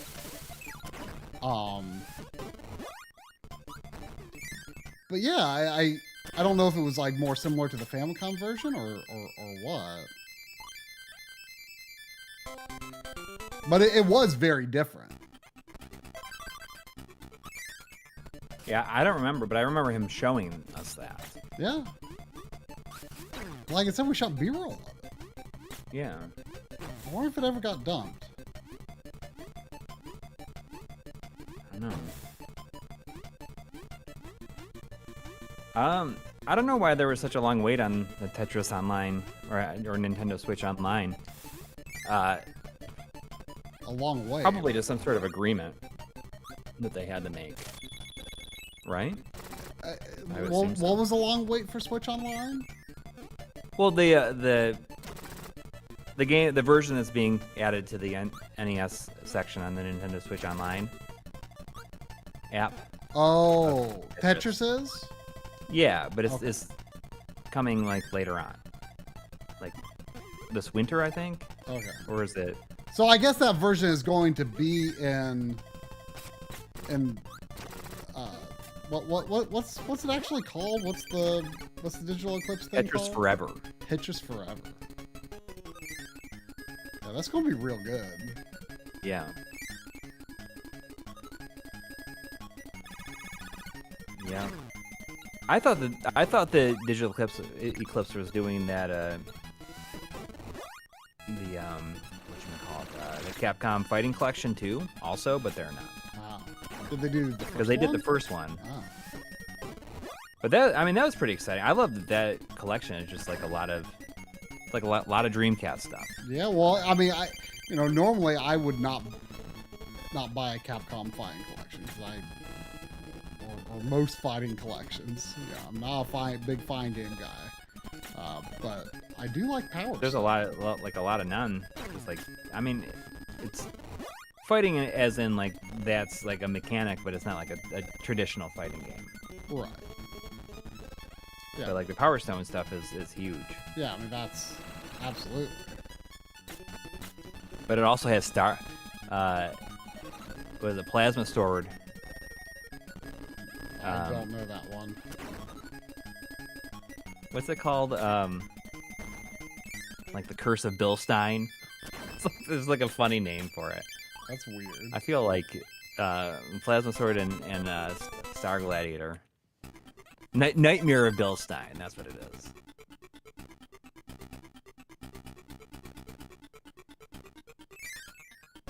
The Nightmare of Bilstein, and the first one has a very funny name too.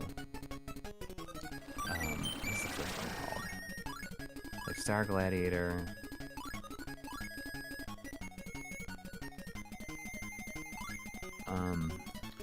Do you think there's any other game in existence where with the character named Bilstein in it? Well, probably. It doesn't sound like that unusual. You think his buddies call him Bill? Oh crap!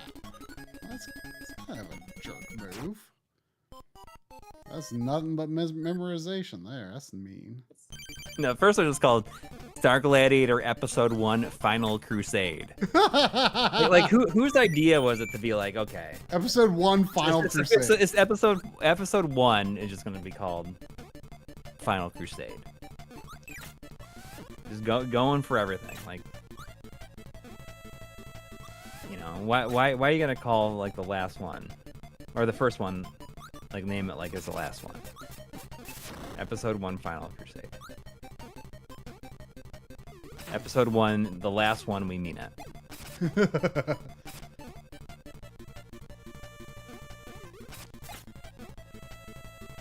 Try his plan. As it says on our names.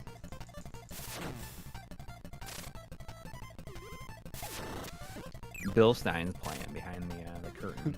that Goomba is playing. Yeah. Have you named the Goomba? Why would I name the Goomba? He's just a Goomba. Yeah, but Goombas. I mean, that's just like that's like calling you human. Like your name is human. Well, you know, I would name. I love that Goomba, but he's just a Goomba. You call him Bill Stein.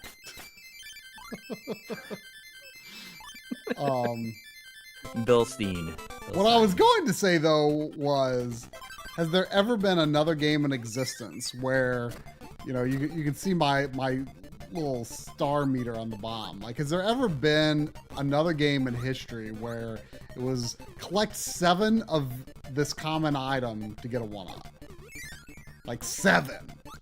Only 7? Like, yeah. Yeah, like why can't it not be 100? Because there's, I mean, this. They had clutter they up made the it 7 because like this game is like ridiculously easy, right? Yeah, I mean you have 35 lives. Yeah, I mean it's quite an easy game.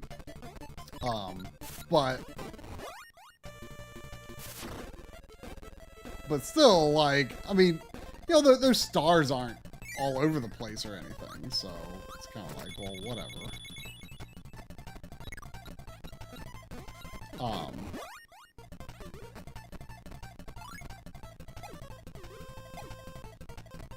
But regardless, it's I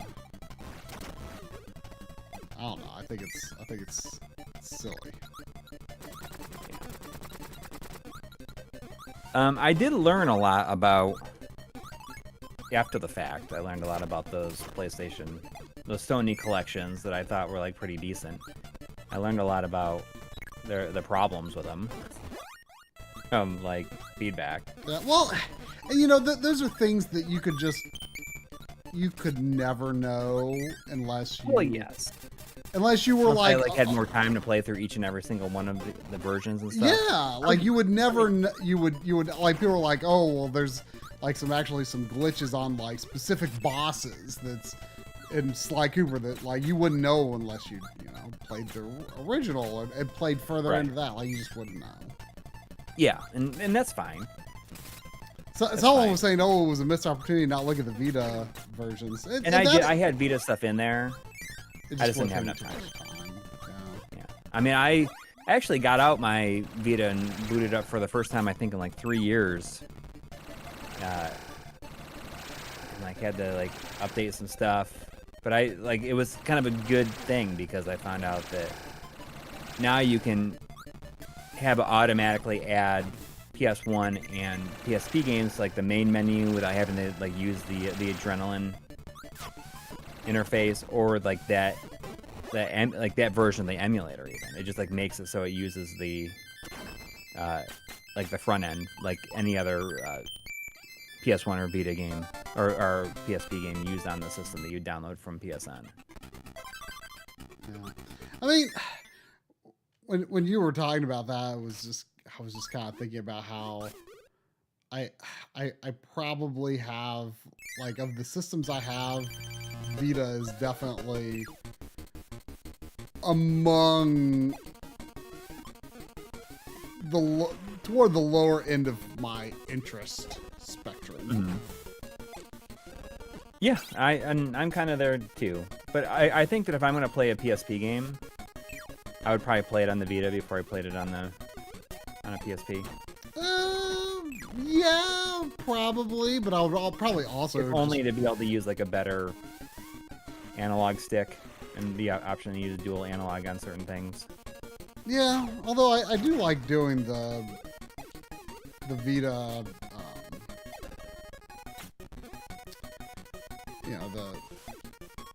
I like doing the PSP TV output, but like I have like a lot more interest in. Man, I forgot. And PSP stuff. I mean, I'm right there with you. Like I have a lot of PSP stuff down there. Oh, this DD fight is actually kind of challenging. Well, I mean, I kind of went into it underestimating him because yeah, he's just a lot faster.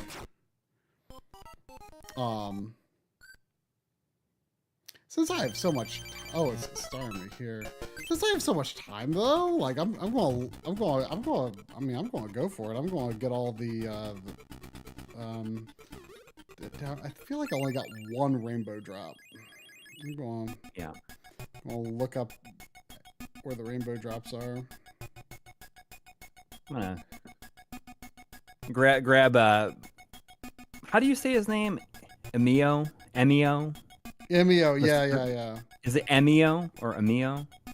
I don't know. So I said it a couple of different ways when I mentioned it in my script, but I just went with whatever I said. So did you get it? I did. So why are you getting up to get it? Is there something of note? I haven't booted it up yet. I'm not gonna boot it up. I'll see if there's a catch.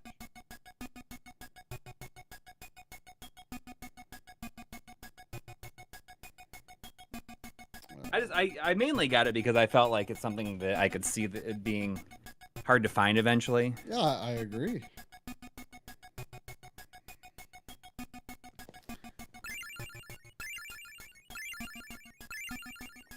Alright, the Kirby wiki has got me covered. Nelly, what is it about the need parasol? If she hears like the shrink wrap, if she like goes crazy, she thinks I'm getting her a treat. I think she keeps on coming over. Come here. Come here. You gonna come up here? Come here. Come here. So I need parasol and Rick. What is it?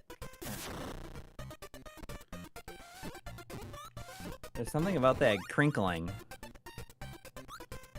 Oh yeah, Sandy loves the sound of bash. Like, what'd you get me? Yeah. What'd you get me? What'd you getting out there?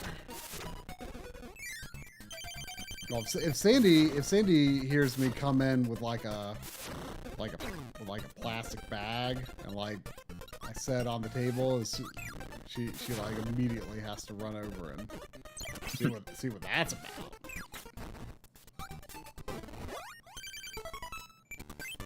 So if this is just like a standalone game, it's got to be pretty long to be like a full price game because I don't know anything about it. Well, I mean, Except for it has apparently a smiling man in it. Well, I mean, I would assume it's similar length to the originals, but I've not played. How long are those though? I haven't played them. The smiling. It was like I think it was 40, but I got it with the deal. I think Best Buy had was it buy one get one half off or buy two get one free? There was Parasol in this level. I think it was buy two get one free,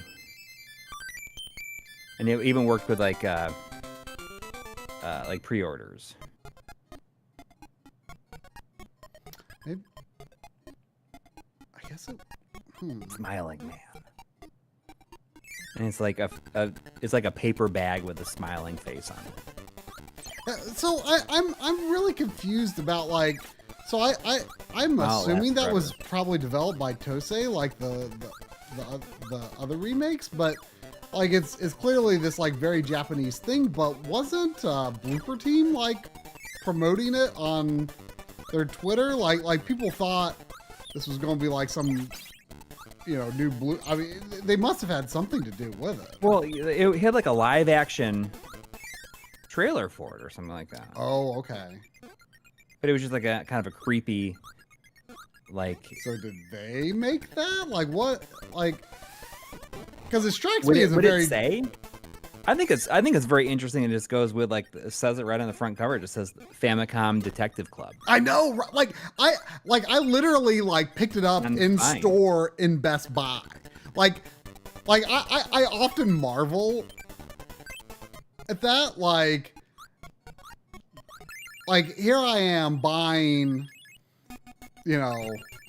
such a weird thing to exist physically in America. Like I had that same feeling like when I bought Live Alive on the Switch. Like I can't believe it's, I don't know, 2022, whatever year that came out. I'm like, it's 2022 and I just bought Live Alive, a physical copy of Live Alive at a Best Buy in North Carolina. How does this happen, right? Yeah, but now it's been unseated by Famicom Detective Club. Okay, so Needle is in stage 2. Like they could not have made that many of them because I don't feel like something like this is gonna sell to anybody who doesn't know what it is. Yeah. Like it's really surprising, but if they were gonna do that, they should just put the other ones like on the cart. Like it's surprising me they just didn't put the other ones on the cart. Yeah, probably would have sold a lot more. Actually, you get if you get 3 mysteries for the price of one. I know, like it is. I mean, now that you say that, like I'm kind of like, oh, I should have said that in the video. Like, why wouldn't they do that? Yeah, why wouldn't they do that? Yeah, I do wonder. For it to be like a $40 or $50 release, it's got to be pretty meaty. You'd think. You'd think, but I don't know.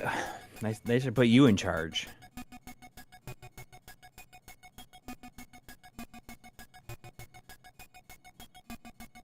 The other thing I saw someone had mentioned it earlier about like how like during that Nintendo Direct they like reveal that there's this remake of Trails in the Sky coming, and they show it like in a sizzle reel for 6 seconds. Yeah, that was right. Like that was how the game was announced. Like nobody knew it was coming. Well, when I saw that, I was like, "Oh, this." I just assumed it was already announced, and I just like wasn't paying attention. Yeah. And then people were like, "Wait, Nintendo just like shadow dropped that? What the heck?" Like I think it looks pretty good. Like I'm not a huge fan of like I like the story characters and obviously music are great in the original, but like I just thought the game was really boring to actually play. Well, I mean, I kind of felt like that was very similar to Cold Steel, and really, I think the situation with a lot of those is like the first one's like the setup, and then like but then they it get was a lot so better. long that until we got the others and they were digital only, and I kind of lost interest. Yeah, but I like mean, if I have they're them on going my like Steam Deck. if they're starring all over again and what looks to me like, you know, kind of like I think it's like I was kind of confused. Daybreak, I think, is action RPG. Huh? Like the newest one that came out is action RPG. Well, I'm kind of surprised that they do that because, you know, like Ys is their action RPG series. right. I wonder how that new version of Tokyo Xanadu came out on the Switch also. And there's a PS4 version of that. Like, I wonder if it runs, how that runs. Or if it's just like, I know they retranslated it, but I wonder if it runs better than the PS4 version.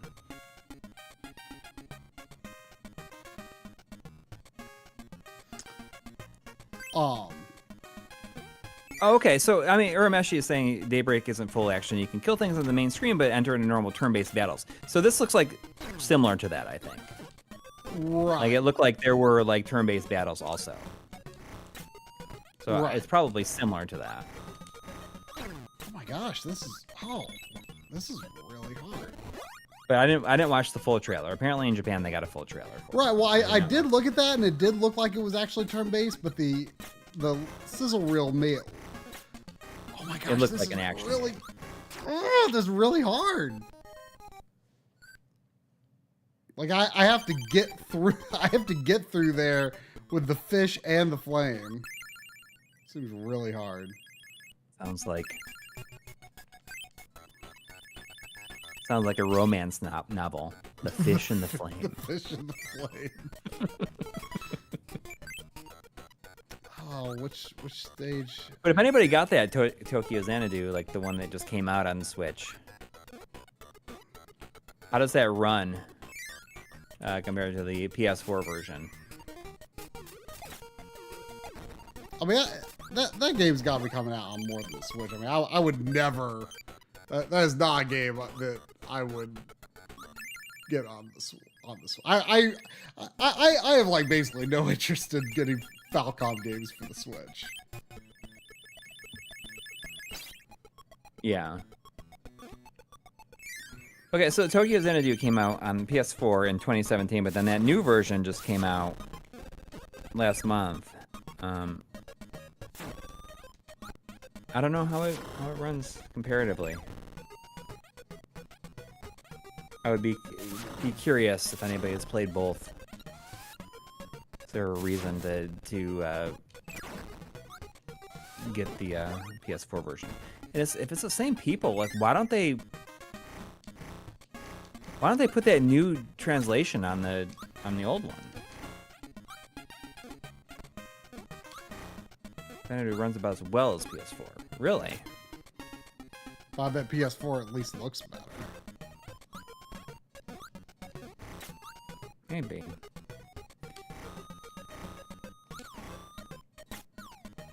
Then there's that Suikoden in HD. I mean, it just seems like there's like a lot of stuff.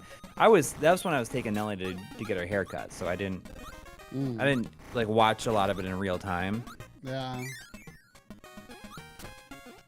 People talk about this plucky squire. Oh yeah, it looks really good. That's kind of physical also. There is a physical of that, but there's like a collector's edition as well. And well, I looked on Amazon, they only listed the collector's edition, and Best Buy, I think it was, had a standard edition as well, and I wanted to get that, but at the time I was getting some sort of. Okay, I think this is where I have to do something in particular. But yeah, I was getting some sort of glitch on Best Buy. It wasn't letting me check out, so I need to revisit that. There was $5 from my Junko998 asking with $5. Thank you. Saying, does everybody know which 5 video games they would choose to have on a desert island? Compilations don't count. I was on a desert island. I'm assuming, something like Final Fantasy 14 would not. Yeah, I mean, I don't feel like I don't think any like. If it would work game. though, then having a game where you could communicate with the outside world would be great to have on a desert island. Yeah. But yeah, let's rule out online games. Okay. I would say Super Mario 64.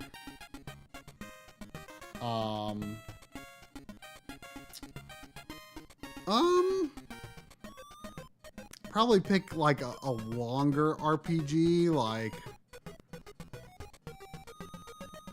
Persona 4 or 5 or something like that. And then,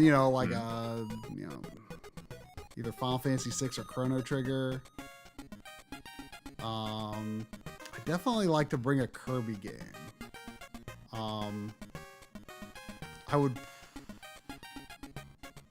I'll probably actually be inclined to take Return to Dreamland Deluxe. If I was to take one Kirby game, probably that one. Is that 5? No, well, I said like I would take Final Fantasy 6 or Chrono Trigger. I'll probably pick Final Fantasy 6. That'd be tough though. I'd probably pick Final Fantasy 6. So let's see. Mario 64, Kirby's Return to Dreamland, Final Fantasy 6. I'll say Persona 5.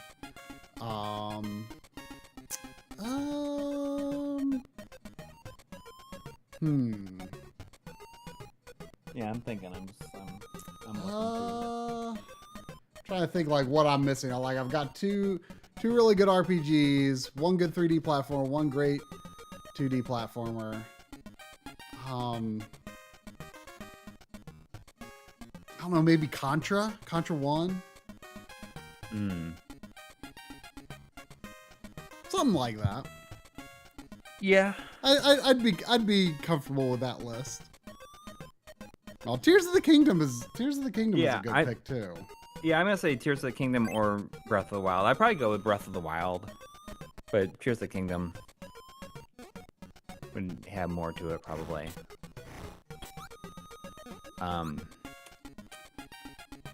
Like Dead or Alive Extreme Beach Volleyball, probably.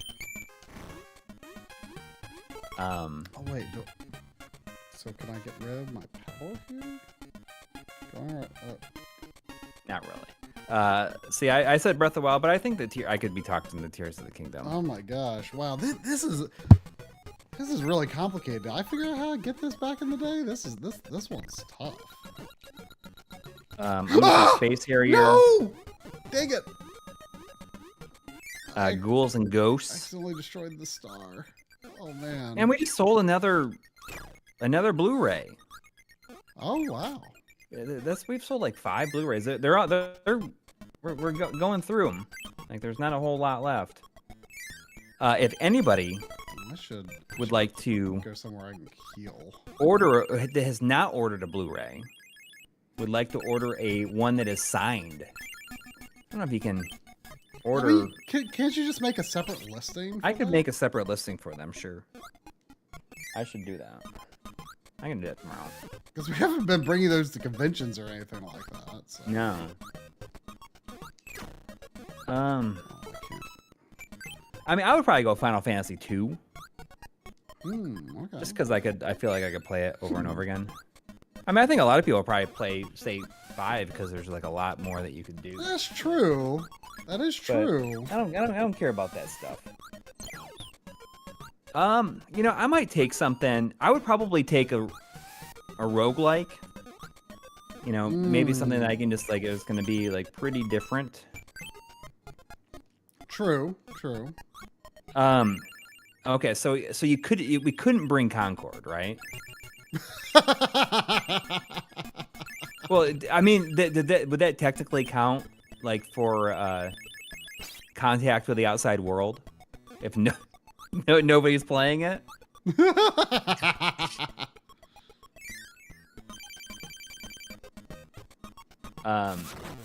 roguelike, I'd probably pick something that I could play either Hades or Returnal, probably. Yeah. I was looking at my time, and I think I played Hades for 6 more hours than I played Returnal. Oh, really? That's not much in the grand scheme of things. No, but it was like 40 hours. Somehow I played Stellar Blade for 81 hours. Wow. Well, you platinumed it, right? Yeah. I know there's still like a lot of time. We still got Astrobot coming, and we still got Ease 10. But I think at this point, I think Stellar Blade might be like my game of the year. Like your new game. I mean, you don't always do like the new and the new game. I don't separate them like you do. But I just really liked it. But would you say it's your game of the year, like regardless of what year it came out? Because that's what you usually do. Yeah, I just like do whatever. I like. I don't choose like I like picking a new game and a new to me game. Yeah. But you don't always do that, or usually. Yeah, that's just a me thing. It's just like the thing that whatever game sticks with me the most. All right. Can I do this? But I just really liked it, and somehow it's like, dang it! This is super hard. Jeez. What do you got to do there? I don't understand. I have to get rid of the ability star because I can't destroy the blocks. And then I have to inhale it again, swallow it, release it again, swallow, get rid of the other block, and then again, go in the room. I have to do it with the fish. It's really hard. I'm like kind of shocked that I did this as a kid. Several times even, apparently, but I don't remember this.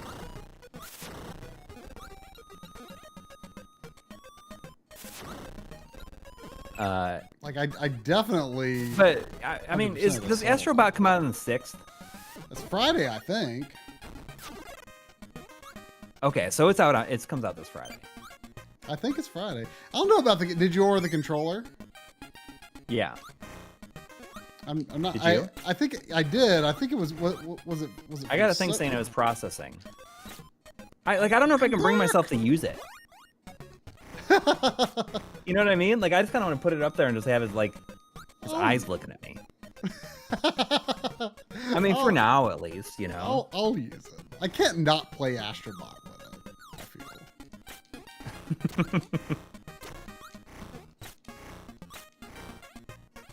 Stellar Blade is fun enough to play 3 times when those coming. Yeah, I just played it to get all the trophies, to get like the different endings. You know, like I didn't cheap out on the ending and like upload it, and so I only had to play it twice. That third time though, when you get like really powerful and you just do like a new game plus, it's just like I just really like doing new game plus stuff and like feeling real strong. Me too, and that's why I generally don't like how new game plus stuff is like, oh well, this is you get to keep stuff, but now it's also hard mode. Like Well, I like having the option of making it harder if you want to. Sure, but I feel it goes against the spirit of New Game Plus. Okay, all right. Gotta do it one more time. Did it. That's the timing on that is real tight.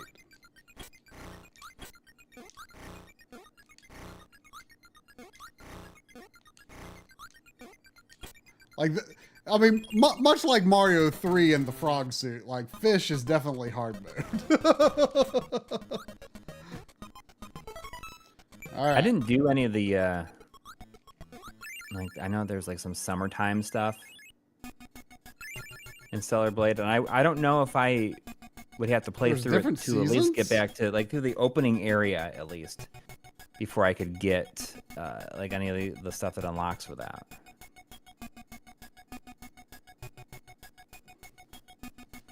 Okay. But either way, I mean it's been a little while since I've played it, but we still got Astrobot and Ease 10. Chances are the Astrobot will probably be like, you know, the best game that I will play all year. I'm wait. completely and totally prepared for that. I forgot that's actually the... Okay, I can get Spark early in the level. Wait, oh wait, no, it's in stage 5.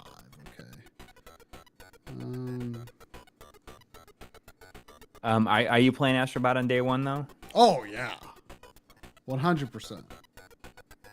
I'm hoping I can finish. I can finish Dawn Trail before then. I'm sure I will.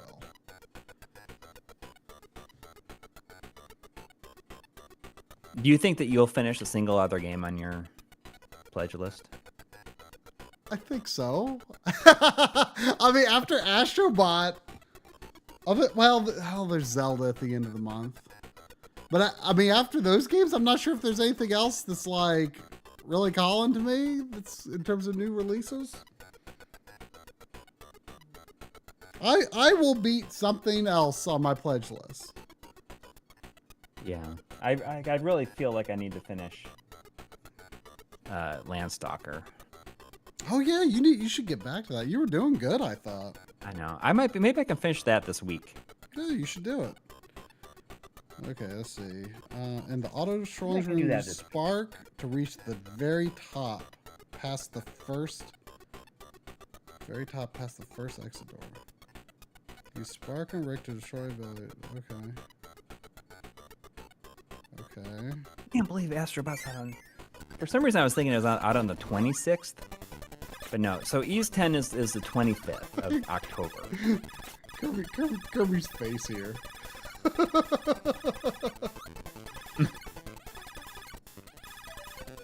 He's like, oh.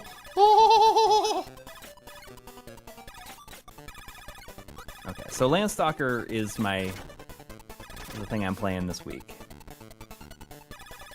Sandy, no being fussy.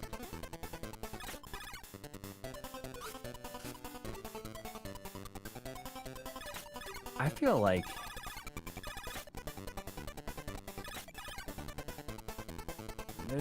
like there needs to be some repercussions in this game of using electric stuff underwater. Well, look, I don't get a full beam. Oh. Well, even with like the fish, like spitting out like lightning. Like, well, or he the, shoots like, light bulbs. bulbs. I feel like they should be. He shoots light bulbs, though. Yeah, but there's still electricity.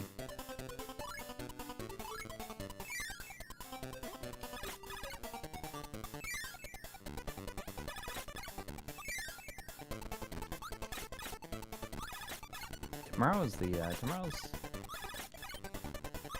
like the real end of summer. It's so weird because, you know, Labor Day feels really early this year. Yeah. When I was in school, we would always start school like the Wednesday after Labor Day, and usually it was like the 7th. For some reason, I always remember it being like on the 7th. Yeah, I was used to restarting school in September. It was a big shock, you know, going, you know, back to North Carolina for wait a second, was I supposed to go in that door? Oh, okay, I wasn't. Good.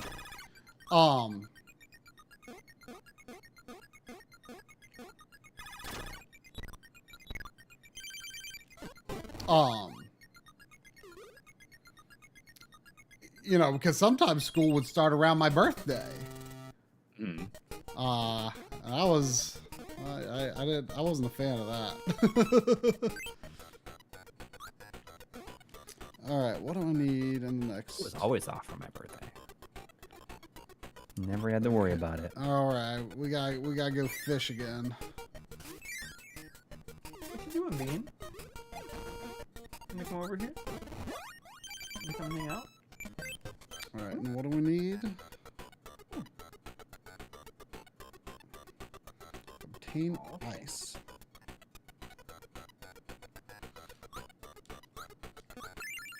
Where can I get ice? I guess Maybe I the can bean would come over here. probably get ice here easily enough. Sometimes I call her the Bingus. Oh crap! I don't want to deal with that. Where am I going to find ice?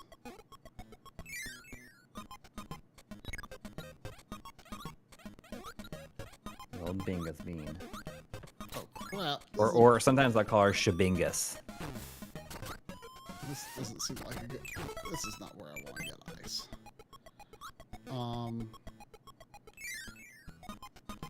I want ice. There's ice. Oh, Rummy Raisin's got a new 9-inch CRT coming in the mail, but realized tomorrow's the holidays, gotta wait till Tuesday. Ooh. I don't know if anybody saw that Bob was selling the masks for the D9 PVMs, and I bought one off of them because I have a D9 that's just like kind of been in storage, and I never really used it because it has like that 16:9 mask on it. And I like the idea of a 9-inch PVM just to like take around. Like maybe that's what I can put it on a table and sit on the toilet and use it if I wanted to, like in front of me. But like I just like the idea of carrying this little 9-inch PVM around and like bringing it to different places in the house. I can sit at the dinner table. And just like hook the mister up to it.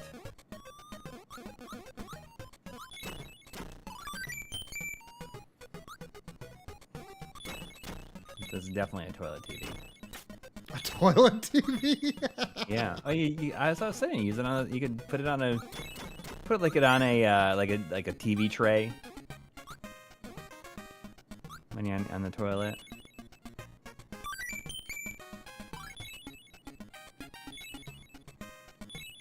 But yeah, I was very excited when I knew that he was going to be selling them. I was like, oh, I definitely want one of those because I'll use it. I like that PDM. It has like a little like metal thing that flips out on the bottom, and you can like it like angles upwards at you. Okay, let's see. Top platform, fall off the side, platform with water below. Okay. Play. Oh, there we go. Okay, what am I supposed to do? So I'm against the water to the left. I saw that Mister got a beta core of Neo Geo Pocket color. Okay, I need to get Spark. It's not working on CRT though yet.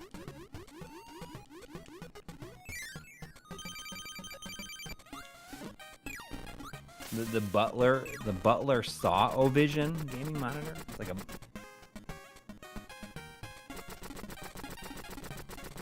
I have a Steam Deck. Try this now. My favorite thing to do with my Steam Deck currently is to update everything on it and then Never back on play the it. dock. I'll play it. That seems to be my favorite thing. It's like, maybe I'll turn it on today and see if there's an update for it. But I mean, that's what I was thinking about earlier when we were talking about the Vita. Oh, it's like, all these games have like texture cache downloads updates or whatever it is. You know what I mean? Like, so it doesn't have to like what's the word I'm looking for? Like the shader cache. Well, but I was thinking about, like, I feel like, the PSP, I feel like, has an identity kind of its own, but the Vita, I feel like, never developed that same like base of like really strong like Japanese games especially, and it has a lot of that, sure, but like not as strong of a base as the PSP. And I feel like what really differentiated the Vita was portable versions of indie games, right? But now the Switch and the Steam Deck are like so much better at that than the Vita, right? There's OLED versions of both.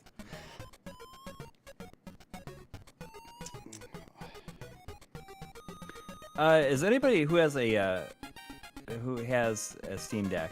How hard is it to update the storage inside? Is it just like a little compartment that opens up, or do you gotta like take it all apart to put a new? Wait, put what are you more talking about? storage in it. Like updating the storage in a Steam Deck. Oh, is it? It's just like the mini NVMe's. Oh, really? Like the half-sized ones.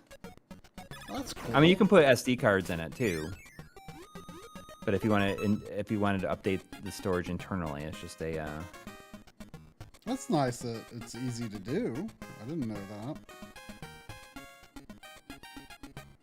Okay, let's see. Go right. But is it just taking off the back? Let's see. Okay. I want Rick.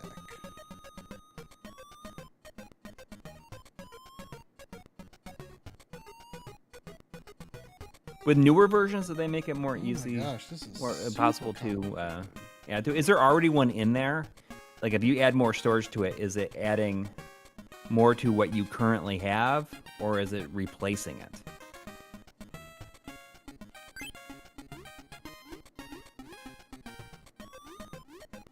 It's not. It's a non-OLED model. It's a 512 non-OLED.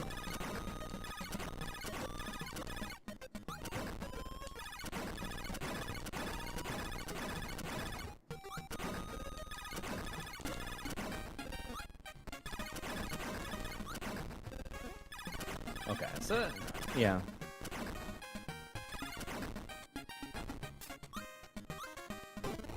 We'll see. Well, I mean, like, I just don't know if anybody be interested in like watching me like figure this stuff out.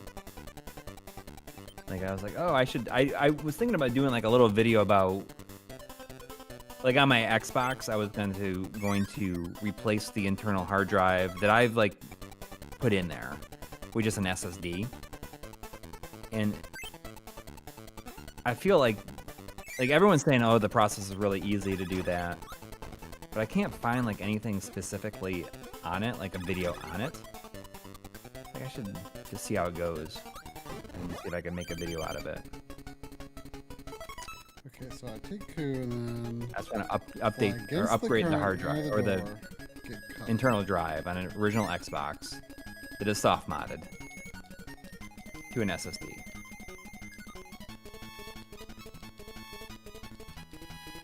It's the OG Xbox.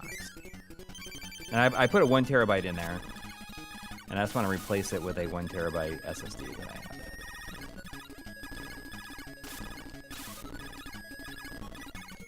I know, and I think that I know that people like might like it. I mean, I don't know.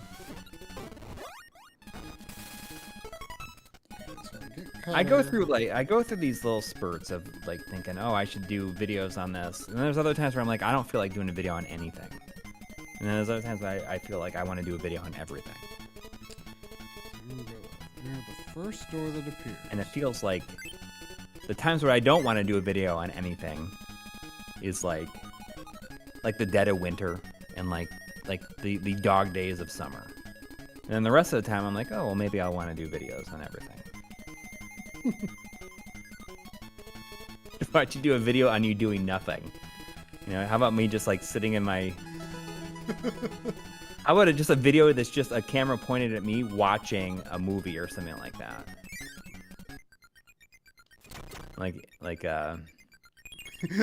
just completely silent. You just muted it. Eating a bowl of cereal. and it's just like you can hear the movie sounds like behind the camera, and it's just like a close up of my face as the screen illuminates my face.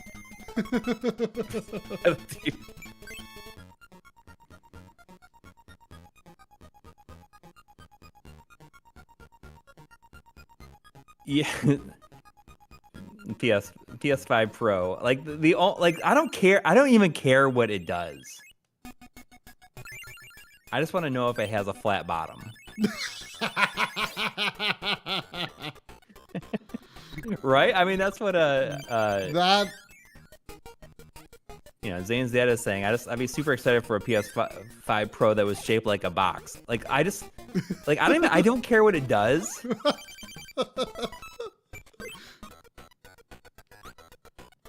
Yeah. I just want to know if it has a flat bottom. If it has a flat bottom, like it's a day one purchase, and if it's not, then I might think about it. I might wait a minute. I mean, I'm excited about the PS5 Pro. I mean, I think it'll be nice. PSP 2. I mean, I can't say that would.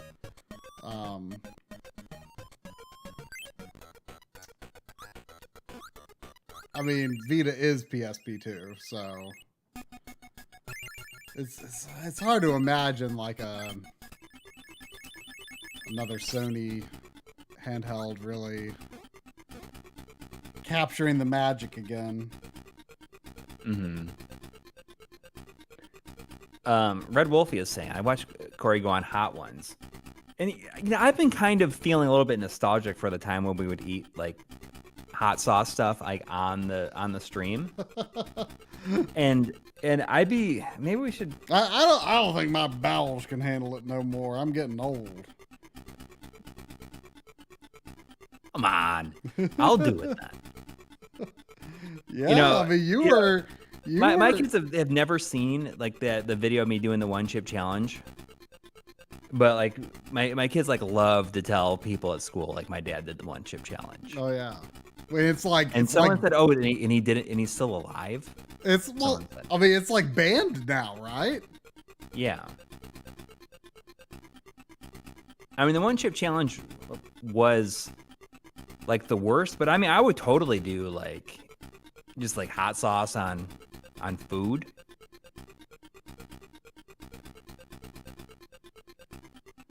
Put some hot sauce on some beaver nuggets.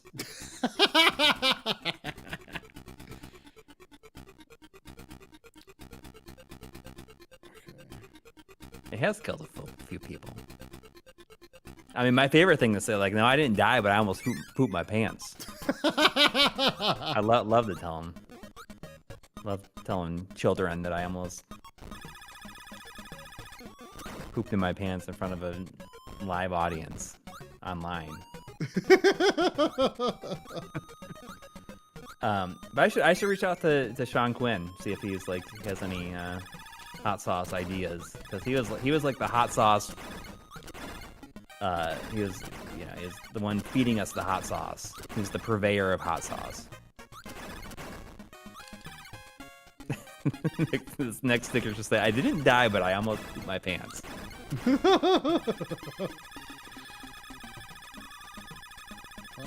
Needle. So then Dustin says raw dog a Carolina Reaper while simultaneously raw dogging a 8-hour flight. Are you familiar with the raw dogging 8-hour flight stuff? I heard about it. Yeah, Retro. I don't really get it, I guess. I mean, it sounds pretty tough, right? I mean, I don't know. I mean, like a 2 to 4 hour flight, probably not that bad. 8 hour, yeah, that'd probably be bad. Maybe I should try raw dogging Raw Danger.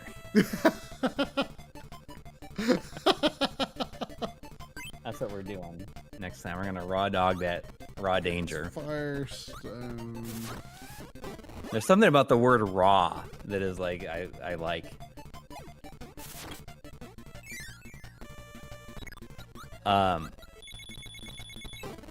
I got a good kick out of I had to I had to send it to Dustin in that RoboCop game. Like I shot this one enemy like right in the crotch that looked exactly like Dustin. And he like died, died real slowly when that happens. Wait, in what game? In RoboCop Rogue City. It looked just like him. It looks just like him. Let me see if I can send it to you because it totally looks just like him. What did he think? He said he was honored.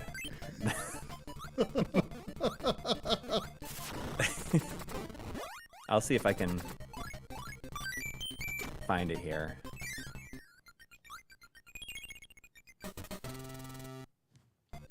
All right. I got all the rainbow drops. Is that a complete? I think there might technically be a few other. I mean, functionally it's a complete, but I think to actually get 100% on your file, I think you might have to do a couple of minor other things. I'm gonna look at this video. I will share this Dropbox link of me shooting an enemy. It looks exactly like Dustin. Have you beaten the game? Yes, I beat it last week. How long was it? I feel like it was not more than like 7 or 8 hours. And I didn't do like any of the extra stuff. I mean, I just did what I felt like. Right.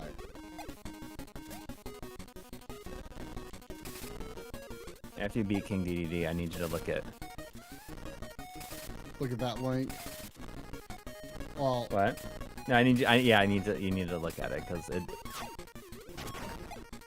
We were dying. It was like when Chris was here. Does he know Dustin? No, I just said that it looks like my coworker. I don't know why he dies and like a bunch of like shrapnel falls out of him.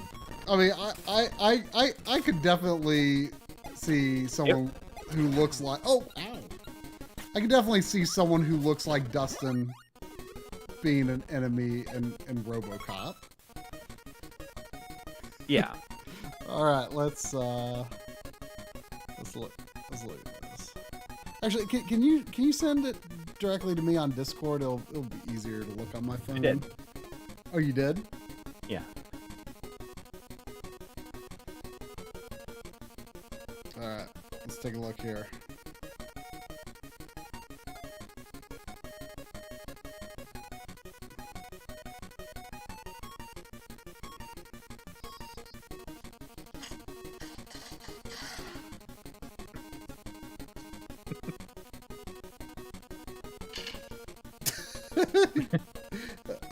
Hey guy, why is Dropbox not going full screen?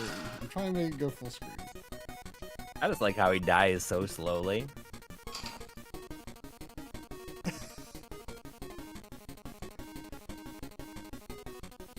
Okay.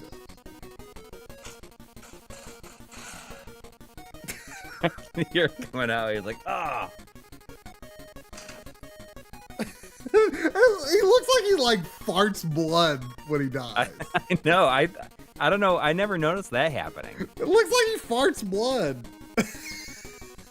It does look just like Justin. Maybe he does. I mean, I'm assuming that the bullets went all the way through. As I was looking over my glasses just then to look at it more clearly, it reminded me that I went to the optometrist this week and have ordered my first pair of, not just single vision lenses. Oh, did you get both?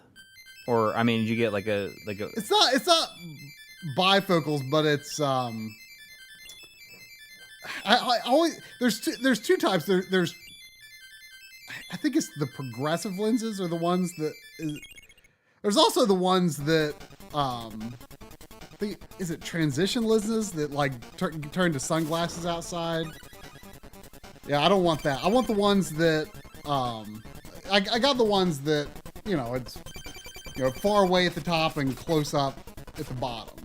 I mean I wasn't going to I wasn't going to do that at first, because I was like, I just want to get like if I have to get like different glasses and just like put them on for like different purposes, then I'll do it. Like whatever. Mm-hmm. I mean, that's what I do now. But Right. on the flip side, like I have to, I don't have to wear any unless I'm needing to wear them. I feel like if you had to wear glasses all the time, and you had to choose between like which way Right, you're but permanently seeing, I was I like- don't know if I could do that. I mean, I was mostly thinking like, well, I'll get like I was thinking, man, that's tough. Do I have to do DDD again? I don't remember. Oh, okay, I don't. Oh, is this? You only get this boss if. You have all you. Yeah, it ends it if you don't get the rainbow drops, you don't fight Dark Matter. That's what his name is, Dark Matter. Dark Matter is a frequent Kirby thing. Oh. You don't see his true form though until after this one. There's a time limit on the second form because you're kind of like falling to the earth, Rocket Knight style. Oh.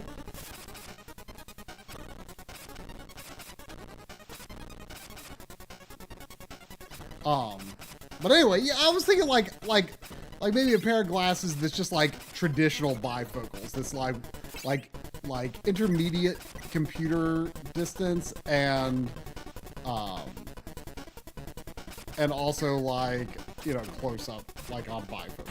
But then the doctor talked me, and I mean more expensive of course, but he talked me into trying it.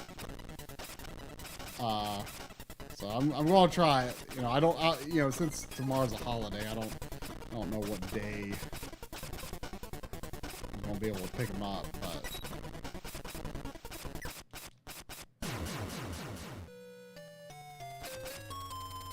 this is Dark Matter's true form. You see this thing in a lot of Kirby games.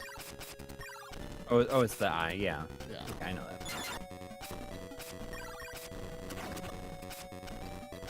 So I played a couple of games of Fortnite with my son and some of his friends, Yeah. and it was like excruciating.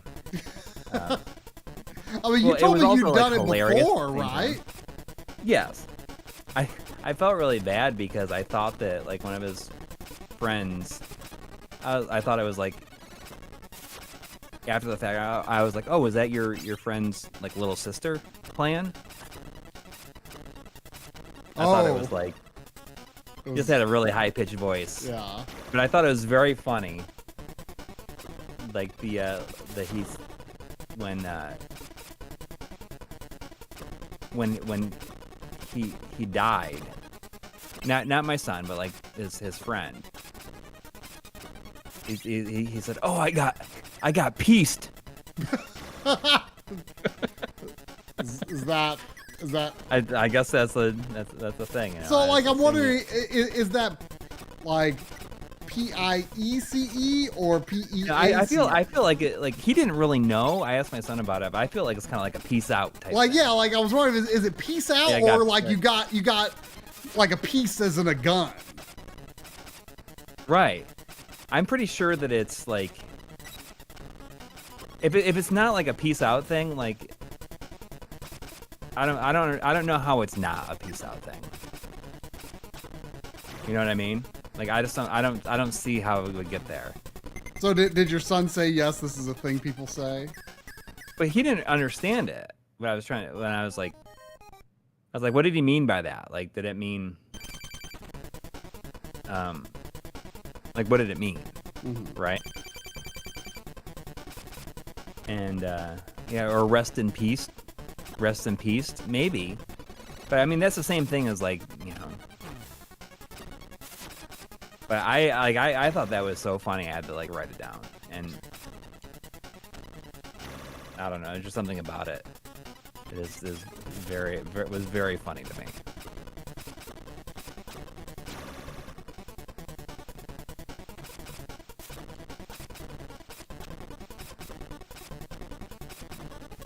I don't know. Like it's not such a bad game. Like I've been playing it on the Xbox. Oh, I'm having a flashback now. I think if you shoot that stuff back at him, it does like a lot of damage. Yeah. But they did like I didn't realize that Fall Guys is like now is in Fortnite, I think. Like I don't know if they just like combined it all. And I was watching somebody like, you know, they had friends stay over last night. And one of them was playing Fall Guys, and I was like, "Oh, that's actually pretty cool." Like Fall Guys like has like these platforming levels where it's just like challenge levels, like a really long platforming level. And I feel like that's kind of cool.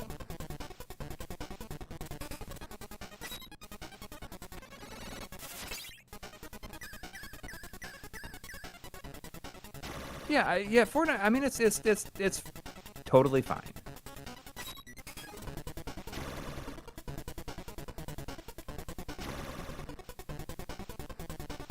Look how Kirby gets one angry eyebrow when you're like going up and down. Why is he not doing the energy ball? Come on. Lee Majors is in Fortnite.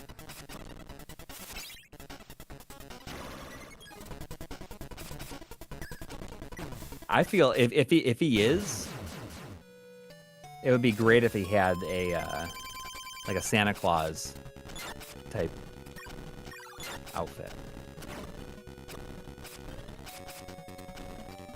from Lee Majors' film, the night the reindeer died.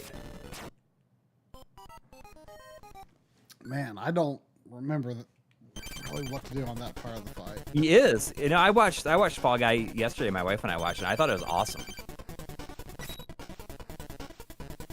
The movie that just came out, or that was a few months ago.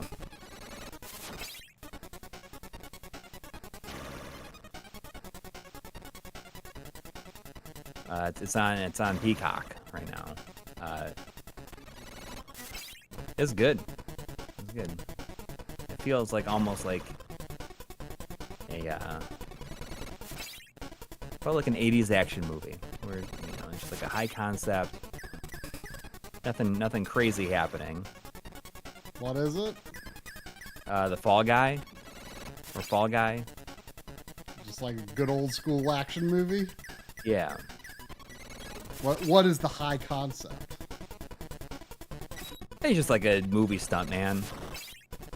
And I think I heard about that, but I didn't know it was an action movie. Yeah.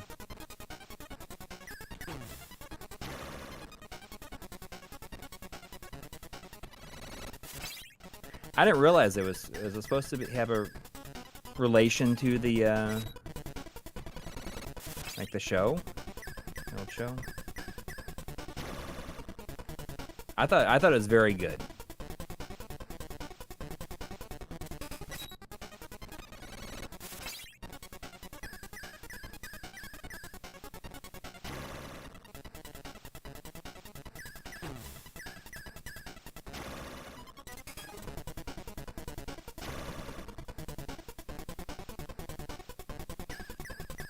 So does that do a lot more damage when you reflect it back at it?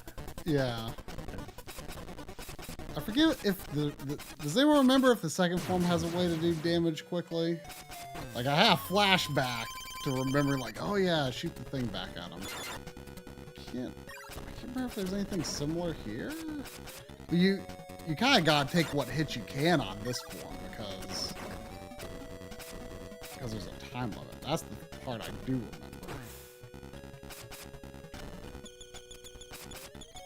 Oh, Furiosa was great. Have you seen that yet? No. It was maybe a little bit long, but I thought it was really good.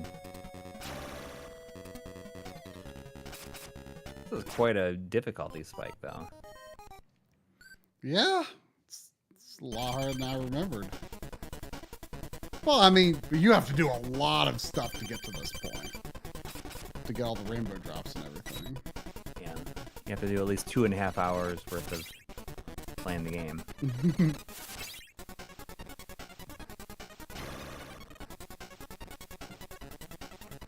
Did anyone drop any tips for the second form in the chat?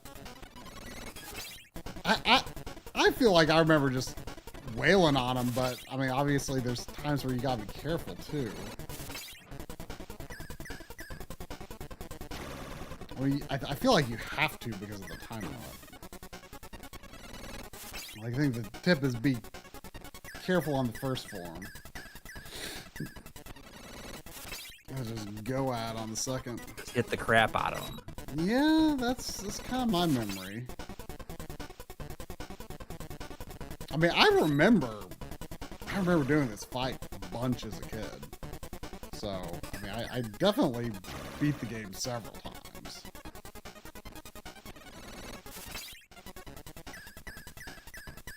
Dustin, do you think that George Miller's back in like director jail now after like Furiosa didn't do good?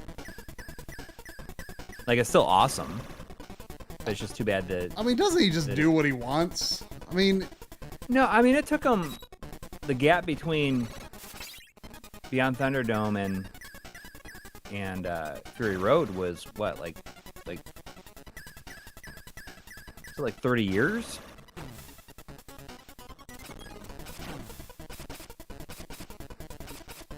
I mean, I don't know what he did in the meantime.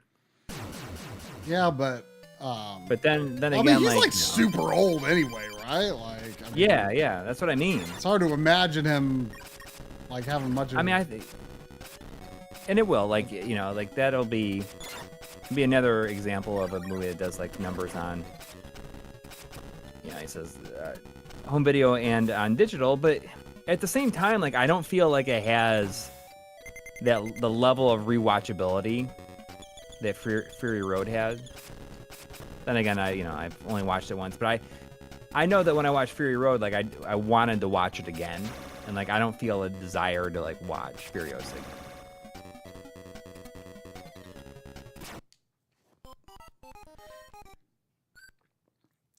All right, I just gotta get to him with more health. It feels like this guy really doesn't want to do the energy orb when you get him down to the end. Like, it just seems like he doesn't do it very much.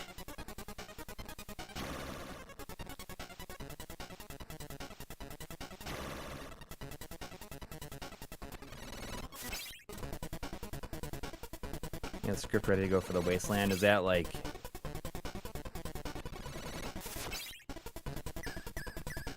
the next one? I mean, is it just like, is Max like not even a thing? Or would he even be in that, I wonder?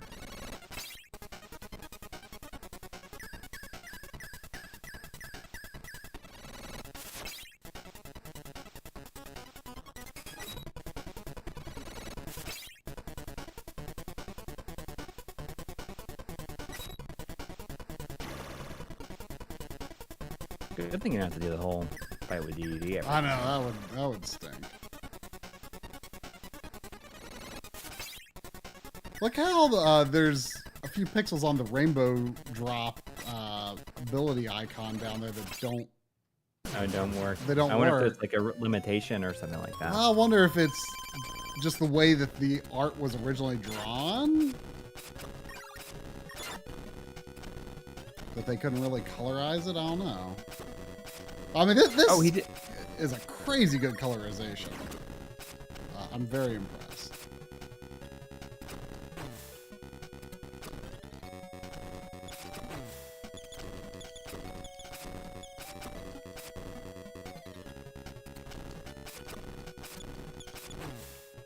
It's like takes so long to get his health down there. I kind of feel like taking the hits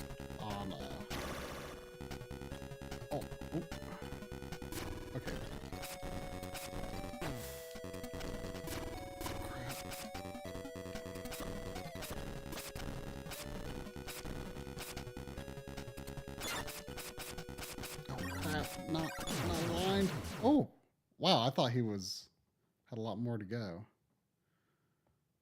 Oh, And then Kirby's just like dead.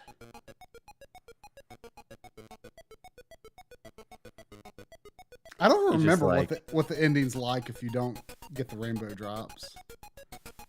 what's his name again? Who? What was the last boss name? Dark What's his Matter. name? Dark Matter. You hit him with that sword, and he's like, What? It's not coming through very clearly. "Oh, really?" No. I'm just hearing like a squeaky sound. I just hear. It's not working. I know. Discord is muffling it somehow. It's probably doing some noise cancellation or something. That's probably why we turned that off. Oh, I don't know about that. It's probably just like the other ones are fine. It's just something about the yelling NHL and Madden football hits. 16-bit Madden football hits. I didn't see Sakurai's name in the credits there. So he may have not really been involved. He was just gently guiding from behind the scenes. He was reaching from behind the curtain and guiding the hands. Oh, of everybody. bummer! The game doesn't hard lock. That's not how you end a video game. You have to hard lock. That's right. Ah, I got 93%. What if they just had a hack for this game that made a hard lock on the end? Like, That's all it did. that's all it does. Yes. I mean, I don't have I a think that's shotgun, how but I do it. have. Yeah. Did that go through? Did it say that? Delicious. Sort of. Sort of. Even good guys blow it. Okay, that was clear.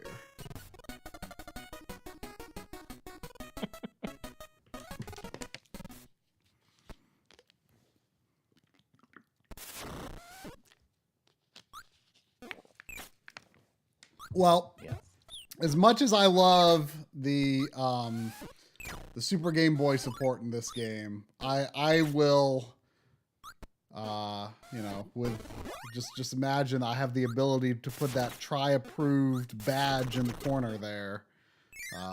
This is a try approved GBC colorization.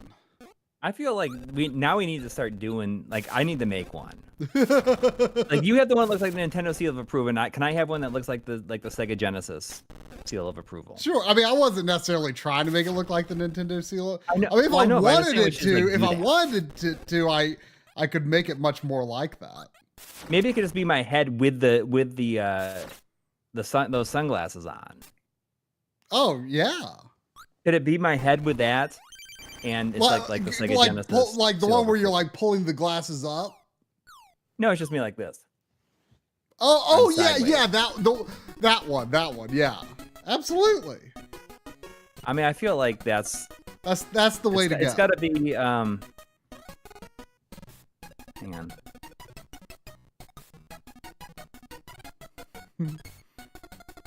Two thumbs up on camera. Yeah. Or it's got to be this one.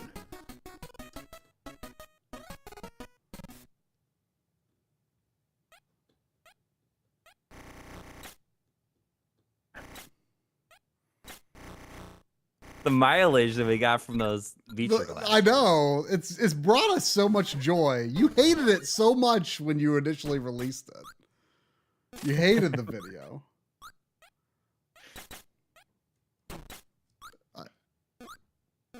But I think that if we can turn that into a like a seal, like a Genesis seal of approval. Yeah, yeah. I feel Then we like can I both feel like put our seals of approval on things. I feel like the styling needs to be consistent though. Well, I mean, the Genesis seal of approval is a gold icon too. Here, I'm gonna send you on Discord the photo that I took to. Here's the photo I took to make my Oh, my you did it in seal. front of like the green screen. Yeah. Well, the funny thing is, like, I shot it on the green screen because I wanted to use like Photoshop's like subject selection tool, and I figured it would like at least get rid of my shirt, but it didn't. Oh. So I still like manually erased around it, but.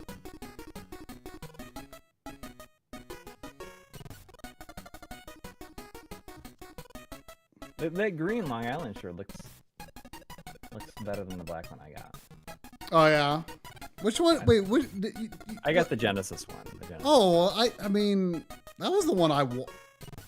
Well, I thought, no, which one? I wanted the Nintendo Power one. Yeah. Yeah, I like that. I mean, that was the shirt I wore on camera in the video. Yeah. There's $2 from Space Robot Arm. Oh, I met Space Robot Arm at Retro World. Yeah. He was like, do you know Enchilada? And I'm like, yeah. He said, ask him about Space Robot Arm. What space? I just imagine Space Robot Arm being like the hand from the cover of Dead Space, just floating in space. You know, from the cover art of the original Dead Space. Oh yeah. But no, I guess he met Enchilada through streamers that they both watch. So that was a funny and unexpected thing to come up as a discussion point at a con. I was like, hey, do you know this guy that you met when you were 10 years old?